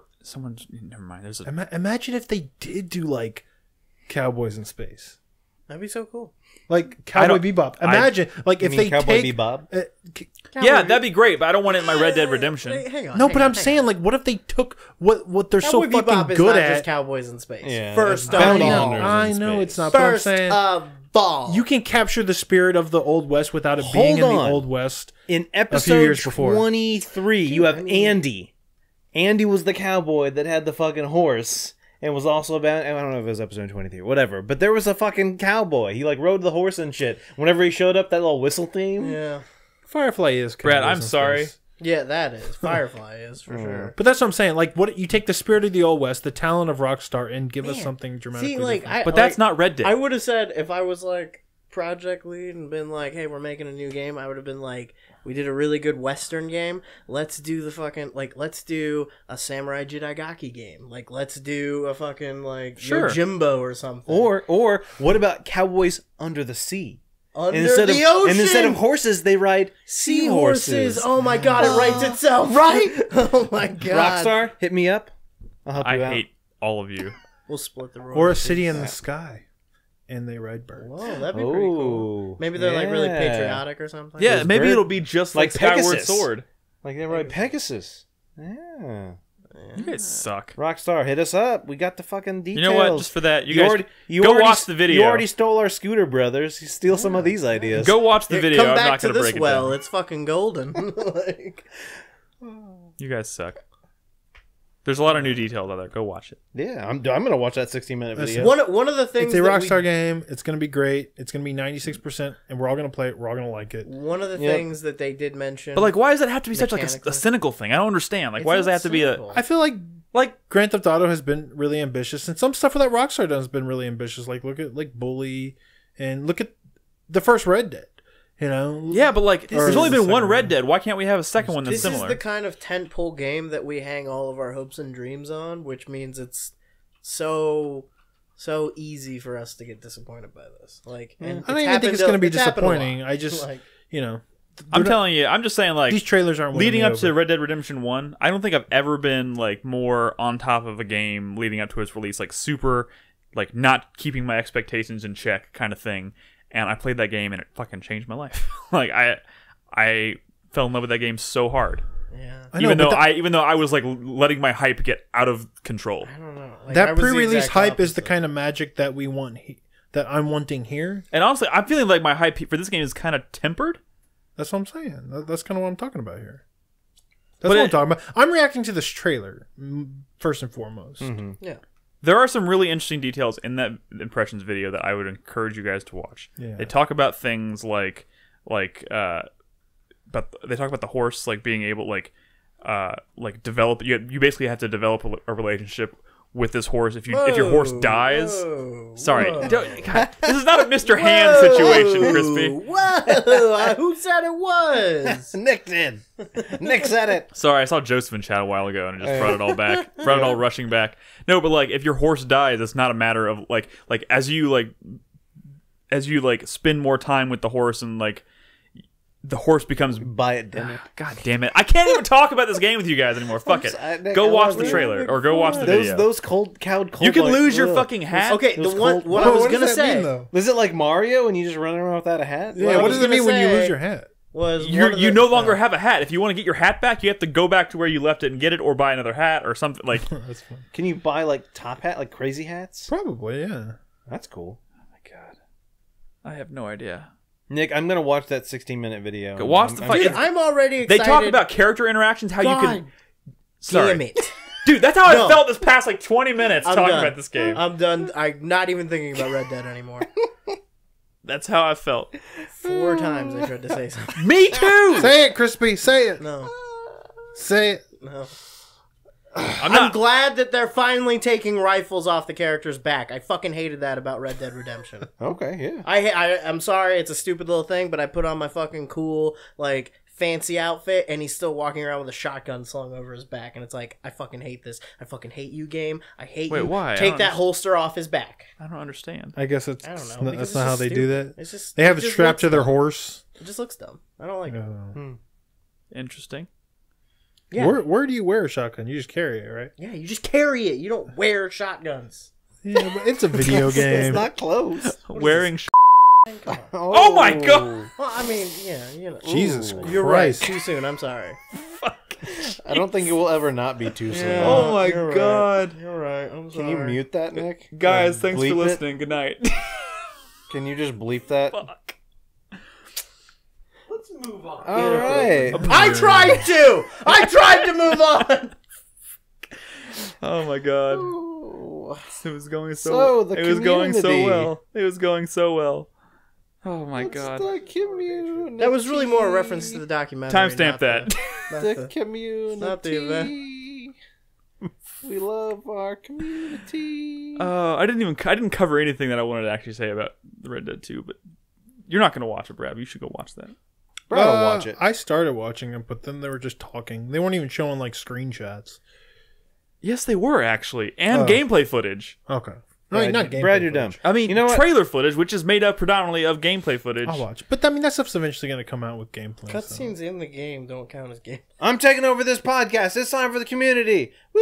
It's the best part of the show because it's all about you, the people whose ear holes we are currently entering. So every week we post a thread on Patreon where any patron who donates $1 or more can ask us any question they want. Anything they want. Anything at all. I haven't even looked at the questions for this week yet. So Neither have I. We're going in let's, blind. Yep, let's see what happens. Going in dry. First question this week from Jerose.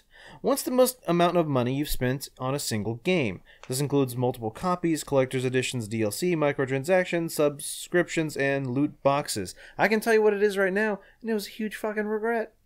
It was $300 What the fuck? that I spent on Final Fantasy 15 Collector's Edition. Oh shit! That's a recent mistake. Yes!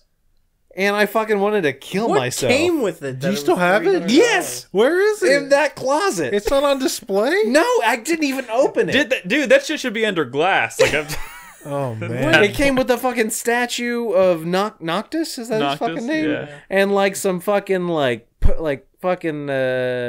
postcards or something. You chump. Dude, I sucker. was so excited for that game. Truth is, I don't think I've ever spent over like $80 on anything. I was gaming so related, excited. besides the system. he said multiple copies, and if it counts, like I've probably purchased in my life probably like 5 or 6 copies of Ocarina of Time at some point, whether across different platforms. Sure. N64, GameCube, 3DS. So I think I bought the first Dark Souls like 6 times. damn. But most of those I picked up pre-owned or on sale. Single game. Come on. What you got? Didn't Chris Davis Did you buy the No Man's Sky with the ship? what was the Armor Core or whatever with the fucking joystick? Still Still Battalion.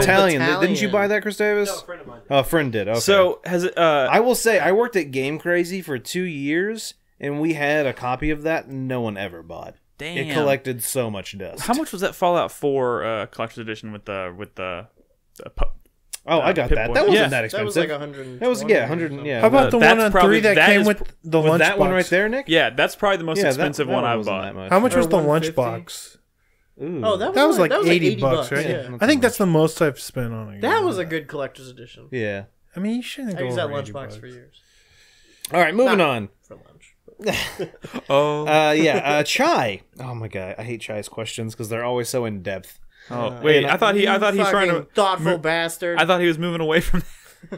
Based on Crispy's passionate hate for God of War 1 through 3 Kratos, is there a video game protagonist that you hate so much for any reason at all that a good game became unbearable? Good question, Chai. Very simple. Protagonist you hated that killed it for you? So not Haiti.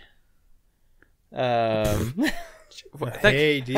Oh my god. Oh my goodness. Unbearable. How about Zidane from Final Fantasy IX? Fuck you. Fuck you a to character death. made the game The unplayable. protagonist that was I finished didn't it. like so much. Zidane But is I a really great hated character. Zidane. Jesus. Because I just wouldn't play that game, and then I wouldn't think about it later. That's usually how I am. Yeah, Usually like- if there's a game that I really don't I wouldn't like, hate play a game that I wasn't enjoying, and then Yeah. like think about like fuck that guy. I mean, Ooh, Connor in Assassin's Creed 3. Oh, I was not a fan yeah, of you him did at hate all. him, didn't Sure. you? Which sucks. I feel like he had a lot of Sure. potential to be really cool. No, granted, it didn't make the game unbearable, but it definitely was not a high point. DMC's Dante. Fuck you. Sorry, Um, I don't know where that came from. What's another game? Uh, I don't know. jerk. I kind of want to say Faith in Mirror's Edge 1, but that's mostly because I feel like she was terribly underdeveloped and that whole story was just really poorly told. Yeah. But I don't think that necessarily qualifies for this question. Master Chief? What has he possibly done? But like, Nothing. Nothing. Exactly. but he didn't make that game unbearable to play. I know. I feel All like right.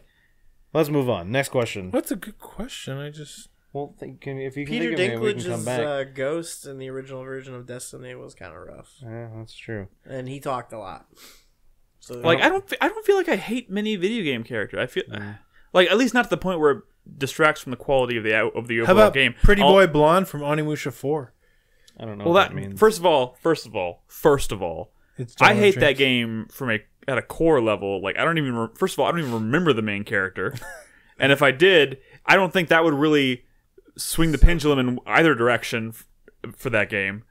That game had far worse problems than the main character. I love it. It's like the only game Nick truly hates. I love it. I mean, yeah, I guess it is. I Him fucking have a hateful bone in his I fucking hate that. You game. don't like Dino Crisis 3, right? I like it more than Onimusha 4. Really? Yes. Oh yes. my god, that's You know- crazy. I didn't know that. Yes, absolutely. Wow. But like, I think those are both Wow. shitty games. Wow. Yeah, they're both shitty. All right, next question from Sir Thomas Thipple. It's a fuck, marry, kill. There's always one. A There's always one. T800 model Terminator. It has no skin. Wait, which one's the T800? That's Schwarzenegger. Schwarzenegger, Yeah, the original okay. Schwarzenegger. Kane, the French robot from Binary Domain. I don't remember that. Or but Tubi. Oh. She has no skin. it's got to keep saying this. She's got no skin. She has no skin. Got no skin. Wait, but Kane does? I don't know. Who was I Kane? don't know Kane. I don't remember what Kane Kane looked is like. the French robot from Binary Yeah. Domain. But I don't remember the French He's robot. like a robot. Yeah. I mean, I have Binary Domain up there. He's pretty cool. He's pretty cool. This is okay, hard. so no, for me, God, I can would. I fuck a T1000? No. Which one was- Ooh, oh wait, that that's, would be that's all from T2, be right? all slippery. No, the T1000 was What, this from T2. Yeah. Yeah. Yeah. Okay. So I would I'd fuck. I think no matter how you cut it, you fuck 2B. I'd fuck even if Big she's got Bo. no skin. No, I would marry 2B. That's the best robot to be with for forever. I can get some skin on those bones. What? What? What? I was like, Where are you gonna get the skin, Nolan? Hey, that's Oh for my me God. to decide. That was so creepy. Oh, I'll put some skin on those bones. What does that mean? Wait. What's my up? So yeah, Wait. I would. Chris Davis, you do realize Dawn of Dreams is the game we're talking about, right? I'd kill the T800. Okay, sorry. I would fuck Kane and I would marry 2B. What? Good luck killing a T800, though. Yeah, they're Terminators. You could probably kill... I would marry Kane, kill the T800, and... Nah, fuck No, it. you marry the T800 because it's your bodyguard. 2B could be my bodyguard I'd fuck them all. at the same time. Jesus Christ, bro. There'd be oil everywhere. Oh, yeah. Well, Yeah. We never see what Piston Near- right in my butthole. atomic Well, okay, I was- androids look like without Brett, skin. what- Correct, we don't. Did you say piston? Yeah, like, would a robot's penis not just be a piston? Yeah. Doesn't that make sense? and then when it's done, please stop making that noise. I'm begging you. Oil just sprays out, hot steamy oil. Oh God, this is so awful. Let's move on. Next question. I'm so close. Pneumatic. Everybody just stop. What they're doing. I'd fuck Cosmos. Read the next question. Of course you would. That's not how that question works. Burnsy asked, do you have a favorite game from a series that you acknowledge to not be the best in that series? Example, Final Fantasy IX is my favorite, but I think 6 to be the best. I think that's a weird distinction You to make. think 6 is the best because the internet told you to think 6 is the best. Yes, That's kind of what I'm leaning towards too. I think first of all, if we're talking Final Fantasy, I think Final Fantasy IX is by far my favorite, but I do agree with him. That's not widely considered to be the best. I don't know what I would consider. But I mean, like, my favorite is typically usually what I consider to be the best. I don't know. That's a weird distinction to make. Okay. So how about the question is, what's a favorite game in a series that isn't typically considered like the general consensus? I like to bring this one up. I mean, I feel like I have a lot of those, but like a real outlier, maybe. I mean, for me, I don't know if this is my favorite. Actually, I know if it's. Just say it, Nick. Just say it. Silent Hill Downpour is up there for me. Is one of my favorites in that series. I mean, Nier Automata gets a lot of love, but I think I like that first one a lot more. I was gonna say Uncharted 3. More? Yeah. Uncharted 3 is mine. Like, really? I really enjoyed that game, and I think it gets a lot of unneeded hate. Yeah, sure, but not your favorite, right? That's not the point, was it? I thought so. Yeah, what's your favorite? It has to be my favorite. Your favorite in a series that is not widely considered to be the best in the series. I read the question wrong. Shit. I feel like Tekken Tag Tournament is not. I think 3 is considered the favorite, or maybe even 7, but Tekken Tag 1 has always had my heart. I think Batman Arkham Knight is my favorite in the series. Oh, wow. Wait, really? Mm-hmm. Oh, wow. I only played that game for 45 minutes. Wow. Wait, what? What'd you say? I only played Arkham Knight for like 45 minutes. It's You've never finished that game? Are you serious? Yeah. Arkham Knight. It's really? good. I It's need good. to. I think it came out at like a bad time. Yeah, that is absolutely a game you Are you should. sure you're not thinking of I like Arkham all the Origins? Arkham games. Yeah, Arkham Knight. But did you play Arkham Origins? I didn't finish This that is one such a either, good question. I don't want to brush it off. Right. Can y'all think of anything else Well, like to carry it start on? thinking about like major series. Yeah. I feel like Metal Gear. Like, what's everyone's favorite Metal Gear? I feel like Solid. 1, 3. You know, I might be with Brad on this one. One might be my Snake favorite. 1 then 3. I really liked Metal Gear Solid 4. Okay, so that would be one if that's your favorite. Also, wait, you know what? Played them all? That was You the know first what? one I finished. You know what? I've played the one I've played more than anything, and I think might be my favorite. Metal Gear Solid 2. Oh, I was so terrified you were going Resident- to say 5 or some shit. No, Resident Evil 2 is definitely a good. That's not my favorite Resident Evil, but Resident that's a good choice, I think. Wait, you said 3 or 2? 3. He said 3. My favorite is 4. That's a little bit of an outlier. My favorite is 7. Let's Really? move on. Yeah, dude. I still have a high about Let's that game. move on to the next one. Super Mario Odyssey. Fuck you. What?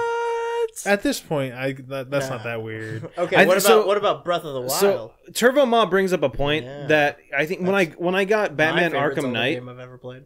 when I got Batman Arkham Knight, I got it on PC and it was fucking borked, and I think yeah. I ended up not playing it. I remember you Tragically talking about bad. that. That's because right. it just fucking was horrible, and it was, even though I had a powerful That's PC right. at When the it time, launched, it was a fucking mess. and that's why, and I never picked it up afterwards. I still own it, and I really do need to finish it.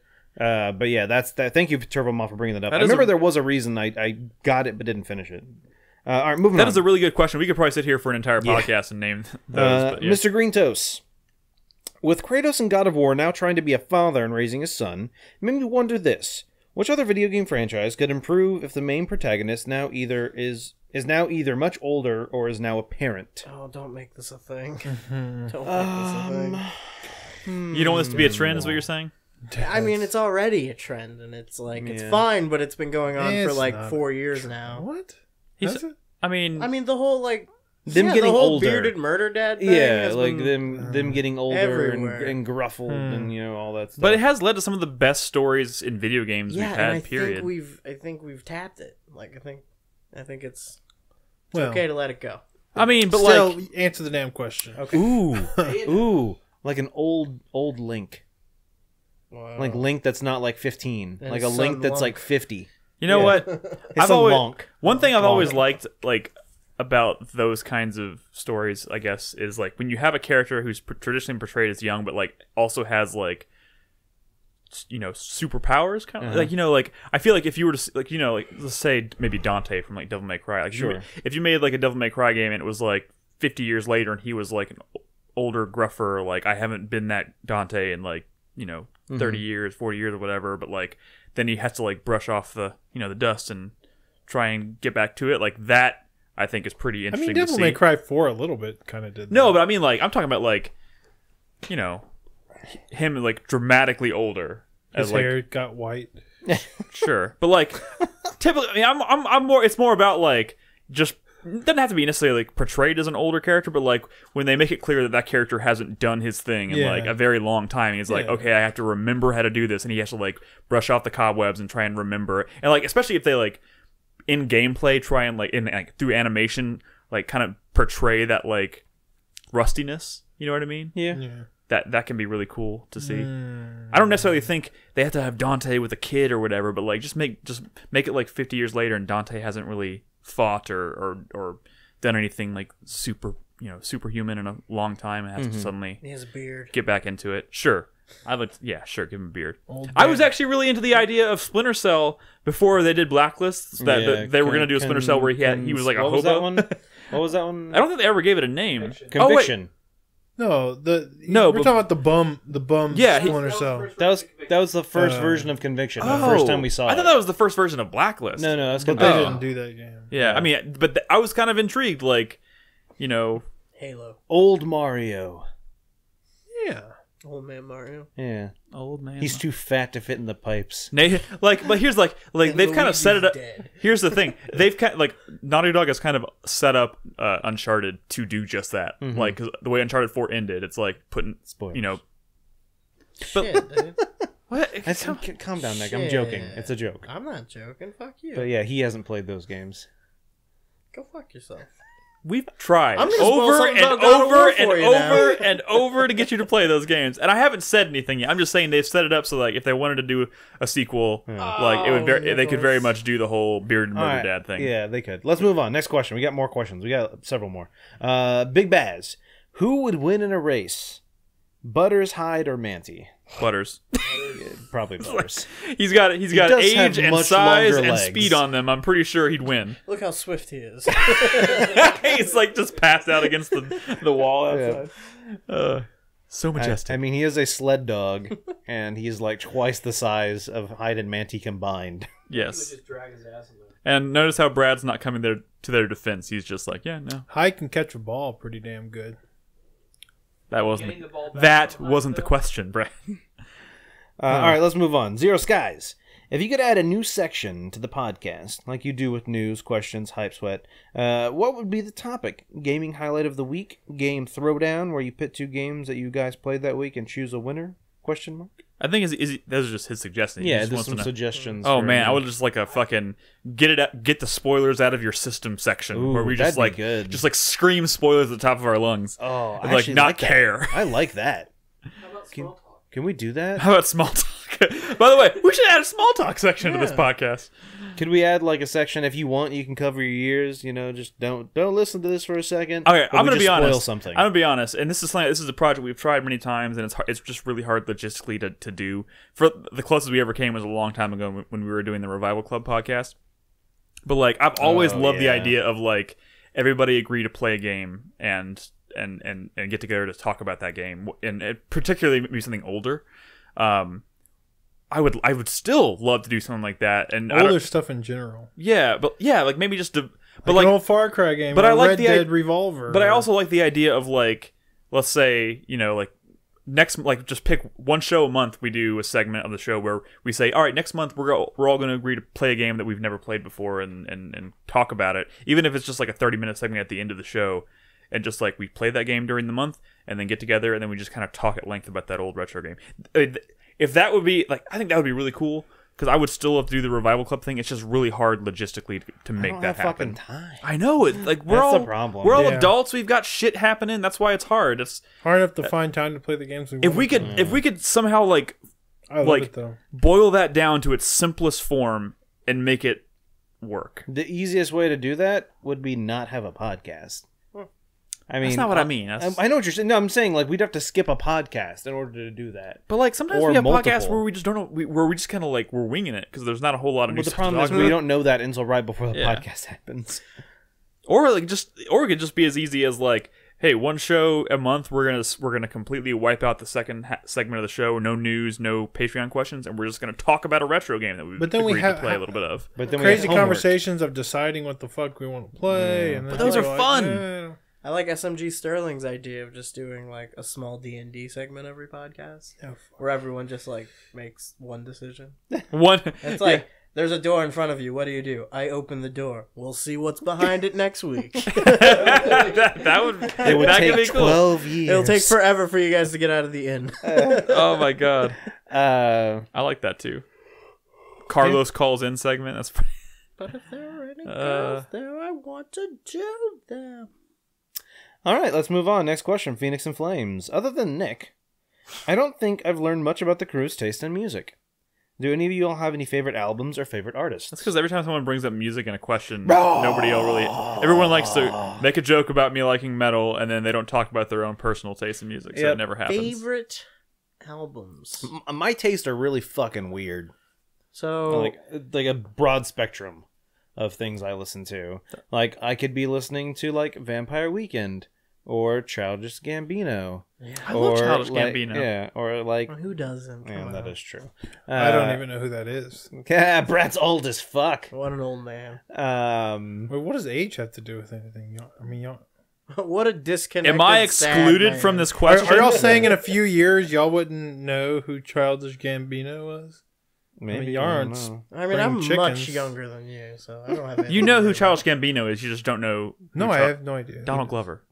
Oh no, I do know who that is. Then yes, yeah, I've listened to some of his music. That's pretty good. Yeah, yes. I just forgot that was what he goes by. Yeah. Okay. I don't know how I would completely encapsulate my entire taste in music, but some of my favorite albums would be Dark Side of the Moon, love, and the Avid Brothers have one called I and Loving You. It's a really good album. Hold on, Crispy. I'm gonna. Or not. There we go. I know I'm excluded from this question. That newest Arcade Fire album was really good. Yeah, I did Everything Now. I did like the new Arcade Fire album. Wasn't it all weird and like kind of dancey? It was different. It was different from their older stuff, yeah. The thing is, I don't really, again, it's a time thing. I don't really keep up with new music, so I find myself just listening to shit I listened to years and years ago, and it's all just whatever random indie shit, so, yeah. Do you like Muse? No. Muse? Well, what old indie shit do you Well, I mean, you mentioned Arcade Fire, right? So, like... Yeah.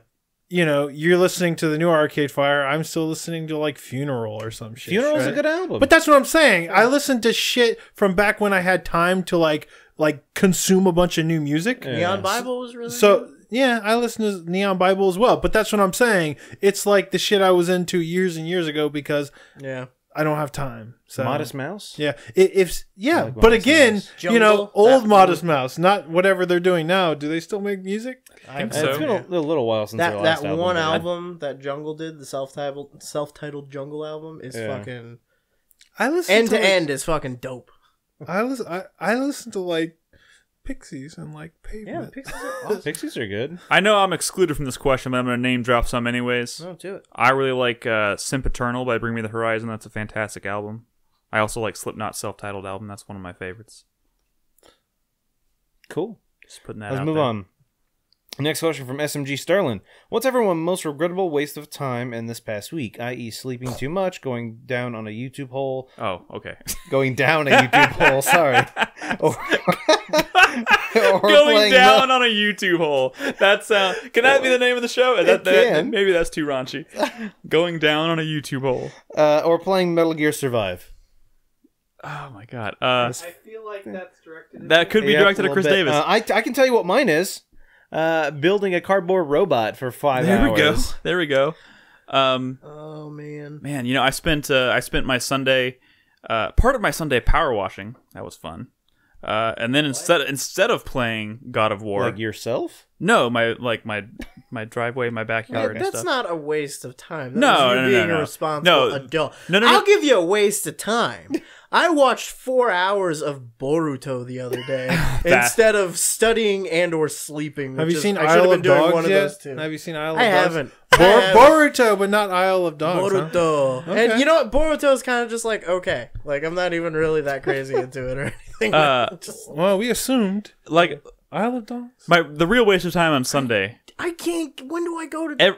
It's money and it's time and it's cars. At this point, you need to watch it just so he'll stop pestering you about it. Hey, Crispy, you want to go see Avengers this weekend? Yeah, let's do it. I did. I did end up spending like fucking 4 hour, 5 hour. I sat down to watch Spider-Man: Homecoming. Yeah. Instead of Ant-Man.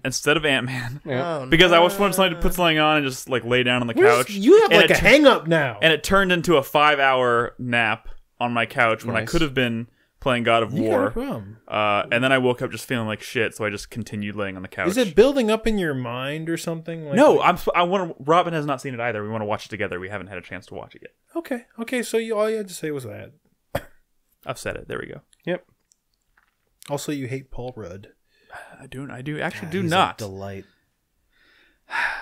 Anyways, yeah. All right. Seems like good people. Moving on. Final question from this evening from the Soup Nazi. Kratos stands before you in the flesh. You have one shot at making him laugh. There you go. Share your pathetic Get attempt. some Oh God, no. chance to get some of that skin. Like this is basically the same as when someone says, "Hey, tell me a joke," be funny. and you suddenly don't know any Be jokes. funny right now. Yeah, no, I can't do it. I would just kill myself. I would get it out. I just kill myself. I just let it happen. You know, if you don't make him laugh, he's just gonna kill you. You wouldn't just be like, boy. You know that old got your nose thing? You pretend to take someone's nose? Yeah. Do that, but pretend it's his dick. Like, oh, got your penis. It's so small. See, but I feel like Yeah. Crispy is much more equipped for that kind of No. situation. Oh, God, yeah. How would I... You just touch his dick? Tickle it? Yeah, if you try to tickle don't him. make him I mean, laugh. I feel like you'd be kind of right at like the right height, right? He's a very tall dude. Probably, right? Yeah. I would do that. I feel like he's very much larger than life. I would do that moth joke that Norm Macdonald did on the Oh, talk show. That one What time. is that one? that's pretty good. I don't know that one. Well, it's all delivery, so I can't really tell Yeah, it. no, it's like he spends like 5 minutes setting up the delivery of this joke, and then all of his jokes are Yeah, that does sound like Norm. just rambling old man Norm delivery Macdonald, for 10 yeah. minutes and then punchline. Oh my god, that was really good though. Yeah, dude, I remember. This is totally off topic, but I once when I had Spotify on at work, and I was like in a mood to like, listen to a comedian or something, and I pulled up what can I? Who were we just talking about? Norm Macdonald. Norm Macdonald, dude. I don't think I've ever. I had to turn it off because I was laughing out loud at work. I couldn't. I couldn't handle it. That was some funny shit. My only Off problem topic. with is Say like no more, with this fam. the logic of this question is I don't think Kratos would get any of like our humor. Fish- We'd have to do something like a stonemason like You have to do like a Greek mythology Yeah. pun or something. Something really. like Zeus walks into a butt. Yeah, I just feel like we'd be doomed. Yeah. Y'all may think we're funny, but we're really not. Zeus walked into a bar. Hera ducked. Lol. Yeah. What? Oh, Nick doesn't get it. Nick's gonna get it later tonight. Yeah. Oh, he walked into a bar. See? This and is- she ducked. Get it? No. Nick, you're not this stupid. Tonight I am. All right, well, that's all the questions this week. Thanks to all our patrons for asking those questions. Once again, we post a thread every week know. where any patron... Did you say she ducked? Herod. Hera. Hera ducked. Anyway. It's the Hera thing that's confusing He was me. walking with That's- Hera, and that's he Zeus's walked wife. into the Thank bar. you. I see. That was the loose end I was missing. I don't But remember you the name understood of that Hera was another person, right? That's all you had to know. Athena ducked. Any patron can ask a question. As you can see, we had some weird ones tonight, and we will answer them on the show. Nick's got poo brain. I've got poo brain today. That's also the same thing that's responsible for me forgetting like half the shit that happened in the Avengers. Anyways, thank you guys for your questions. Patreon.com/4Player is where you can find our Patreon campaign. $1 a month is all it takes to ask us questions. Like, as you saw, you can ask us anything. It's fun. Fuck you, Crispy. No, I just like that you got the whole thing of like he's walking into a bar, but you didn't get. I don't know. It's a really weird. Oh, I get it. Divide. He walked into a bar, but his wife ducked. Yes. Fuck up. God damn it.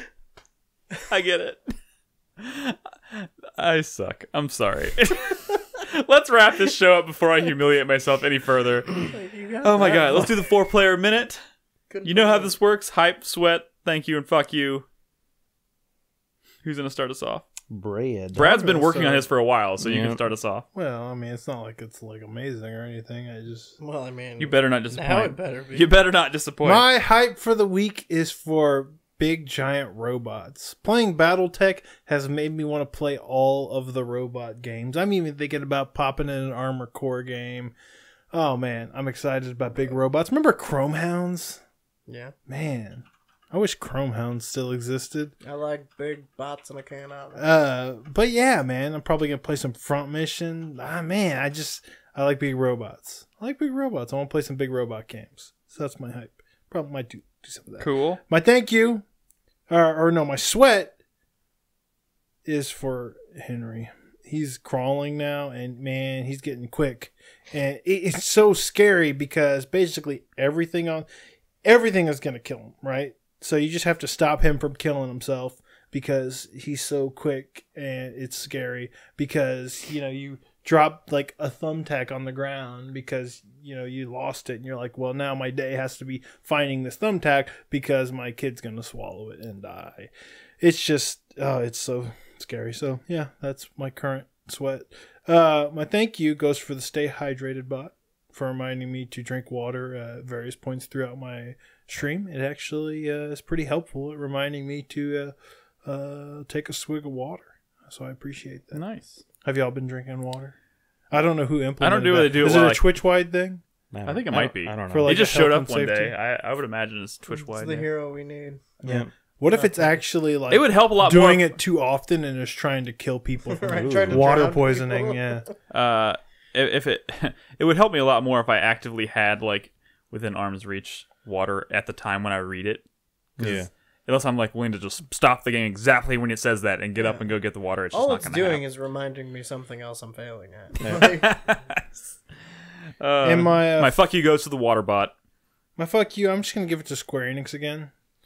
This one specifically for letting the strategy RPG genre just kind of die because they had so many dope ones, and I don't understand why there's not been a new Final Fantasy Tactics. That seems That's like true. something that everybody loves and everyone would buy again. Everybody just letting worried- Front is this Mission thing die. everybody loves? They're probably worried they just fuck it up. I feel like everybody is a strong word. No, like you would be surprised how loved Final Fantasy Tactics By is. the people who love that genre, yes. No, it is the one that made the genre, like people care about the genre, and it is like still people's favorite. Sure. It's like this like beautiful thing, and I'm telling you, people would really rally behind like a true sequel. And it's so sad that they just don't care. Along with other strategy RPGs, they don't. Like fucking Front Mission is amazing. Oh man. People like that stuff, man. Look at the popularity of fucking XCOM. Look at like Into the Breach and stuff. You do it right. Look at Mutant Year Zero. If you do it right, people will care, man. Like people are into that shit. Like fucking Frostpunk was the #1 game on Steam for a while. Like BattleTech's doing really well. Come on, man. All right. Missed the Can I JRPG. Go. Cool. My 4-player minute starts now. My fuck you goes to Nintendo for the robot Labo that was way overpriced for what it actually ended up being. That definitely should have been a lot cheaper. That's just my 2 cents. I don't know. Maybe if I'm not going to put the blame on myself if I couldn't find these other modes. It was kind of hard to navigate the menu. I didn't really understand it. That's poor implementation. Plus, it's kind of bullshit because as you're making it, you literally have to hold down a button to progress. It's like all the menus are in like the game. Like the build guide is a game. Like you have to literally hold down A for it to go to the next step. You can't like just skip to next step. It's really fucking frustrating. My fuck you goes to Butters. He has learned to say no, essentially. So there are often times when we're out in the backyard and before I need to go to work or something, and I'm like, let's go inside. And he's like, no. And like, or Bernadette was walking in before she went to work, and like as she started walking towards the house, he would just lay down and she'd try and drag him. And as soon as she starts walking away from the house, oh, excited, let's go. So yeah, he propped up a bit, like he heard his name. Fuck you. My fuck you goes to Atreus. Atreus? No, I'm calling him Atreus because he's a fucking... You'll see some of the decisions he does. Fuck you. He just eats the mom's ashes. Yep. Totes. Like Fun Dip. Like Fun Dip. Like Fun Dip. And then my hype goes to Avengers. I think at least I'm going to see it this weekend. Whether Crispy and Nick go along with me or anyone else, that's up to them. But I'm definitely going to see it Saturday morning. He'll be in the next theater watching Isle of Dogs. Let me know. Will do. Maybe I'll just do both. I'll just spend the whole day at the theater. Double feature. Love it. I haven't done that in years. But then how will you catch up on Boruto? I don't know. I'm almost out of episodes, so that won't be a problem. All right. My 4-player minute is, of course, as always, brought to you by Carlos. It's difficult finding good games among the piles of garbage flooding stores today. Fuck you, A quality Carlos. game curator like Carlos can take the hassle out of finding only the choicest games, letting you focus on enjoying unique quality experiences. Feel free to add him on either Twitter or Discord for all your game curation needs. My hype for this week is... Hey, Crispy, can you pull your mic down just a little bit? It's a little... Not closer yet. He didn't say what his Twitter name was. Don't. At Edgar Allan Poon, PWN. My hype for this week is Deadpool 2 coming up. That last trailer was fucking dope. Yeah. How about that Celine Dion music So video? good. I watched the original Deadpool the other day. Nothing Josh Brolin has done in the trailers has like sold me on cable. Yeah. Is that weird? Yeah. No. Yeah. I wouldn't call it weird. I don't know. I mean, I didn't really think Josh Brolin as Thanos did anything in those trailers really sucked me in, but I think he was pretty good in the movie. You didn't watch the trailers. I mean, I watched the trailers after I saw the movie. How was that? Pretty good. Oh. Pretty cool. My sweat goes to Detroit Become Human because that's the next big one. Yep. Would really like to like that game, but we'll see. Yeah. We'll see. My fuck you for this week goes to my air conditioner, which broke. So fuck that. That's a good reason and it finally just stopped like getting cool in the evenings around here, so joy. Perfect timing, as they say. Yeah, fucking delightful. And my thank you for this week is a sarcastic thank you to BattleTech, because I tried playing some of that shit and it was glitched to fuck. Oh, that sucks. I played the tutorial mission, and it's all like, oh, move your mech over here and attack this guy, or move your mech into water to cool. And like the mouse controls for moving your like field of whatever, like your range of movement and execution, did not work. Like, that just sucks. Didn't fucking work for some reason. It was terrible, and now I will never play that game again. Sorry, buddy. That's unfortunate. All right. Not been having those issues. My 4-player minute starts now. My hype, I actually am going to do 2 hypes. My first hype is Red Dead Redemption 2. Like I said earlier, it's one of my favorite games ever. I think these trailers, while maybe not what I'm hoping for as far as promotion goes, have done the trick and like really, getting me excited. The world looks absolutely fucking gorgeous, and I can't wait to dive in and explore it. And some of the stuff that I didn't get really a chance to talk about, that they talk about in that video I mentioned, sounds really promising. A lot of it has to do with like the way you as a player interact with characters and the decisions you can make. And there's even like dialogue options and stuff you can have with certain characters, like that kind of stuff. Sounds pretty cool. I'm very excited. It's hard to believe it's only 5 months away. My sweat goes to I'm like really close to buying Donkey Kong Country Tropical Freeze on the Switch. Weird, because I never picked it up on the Wii U, and I've heard great things about it. And I literally have until midnight tonight probably to get the 20% discount if I buy it from Amazon. And I really don't know if I want to spend the money on that game right now, and I'm also worried if I get it, will I even have time to play it? It's just, it's one of those things. You going on any flights anytime soon? Not until E3, so... That's not that too far away. No, maybe I'll get it right before E3 or something, when I'm more willing to drop some money on it. Who knows? But yeah, I'm just sweating the decision. I gotta make one soon. My other hype I'm gonna give to Westworld Season 2. Have you watched any yet? I watched the first 2 episodes. They're pretty good. Does it get better after the first The second episode's really intriguing. Okay. Man, really intriguing. Fuck you. But I'm caught up. Crispy, you should catch up. Maybe we can watch that. You know what I mean? I would like to, because season 1 was amazing. It's only 2 episodes so far. You're not that far behind. You know what's a good show? Barry. Yeah, I've watched the pilot of that a lot. That was great. Everyone is talking about that show. And it's in the zeitgeist. And my fuck you of the week goes to Ubisoft or whoever is to blame for what Beyond Good and Evil 2 is. I just can't get excited.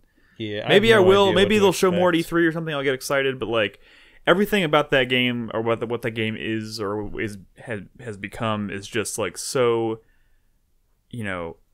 opposite of what I wanted that game to be. I don't know. And maybe it's just the fact that they went ahead, that they're calling it Beyond Good and Evil 2. If it was something else and it wasn't Beyond Good and Evil 2, where's your hype, Crispy? You were super hyped about this one. Did you see the new footage? I didn't. I just think it's so like that's not Beyond Good and Evil. It's not what anybody really wanted when they said I want Beyond Good and Evil 2. Yeah. Oh, I haven't seen it. It just looks like, my problem is it looks like something that's not actually a game. Oh, really? Oh man. All right, so I need to watch Red Dead, Beyond Good and Evil 2. Was there anything else out of this? Westworld Season 2, Episode 2? We'll see.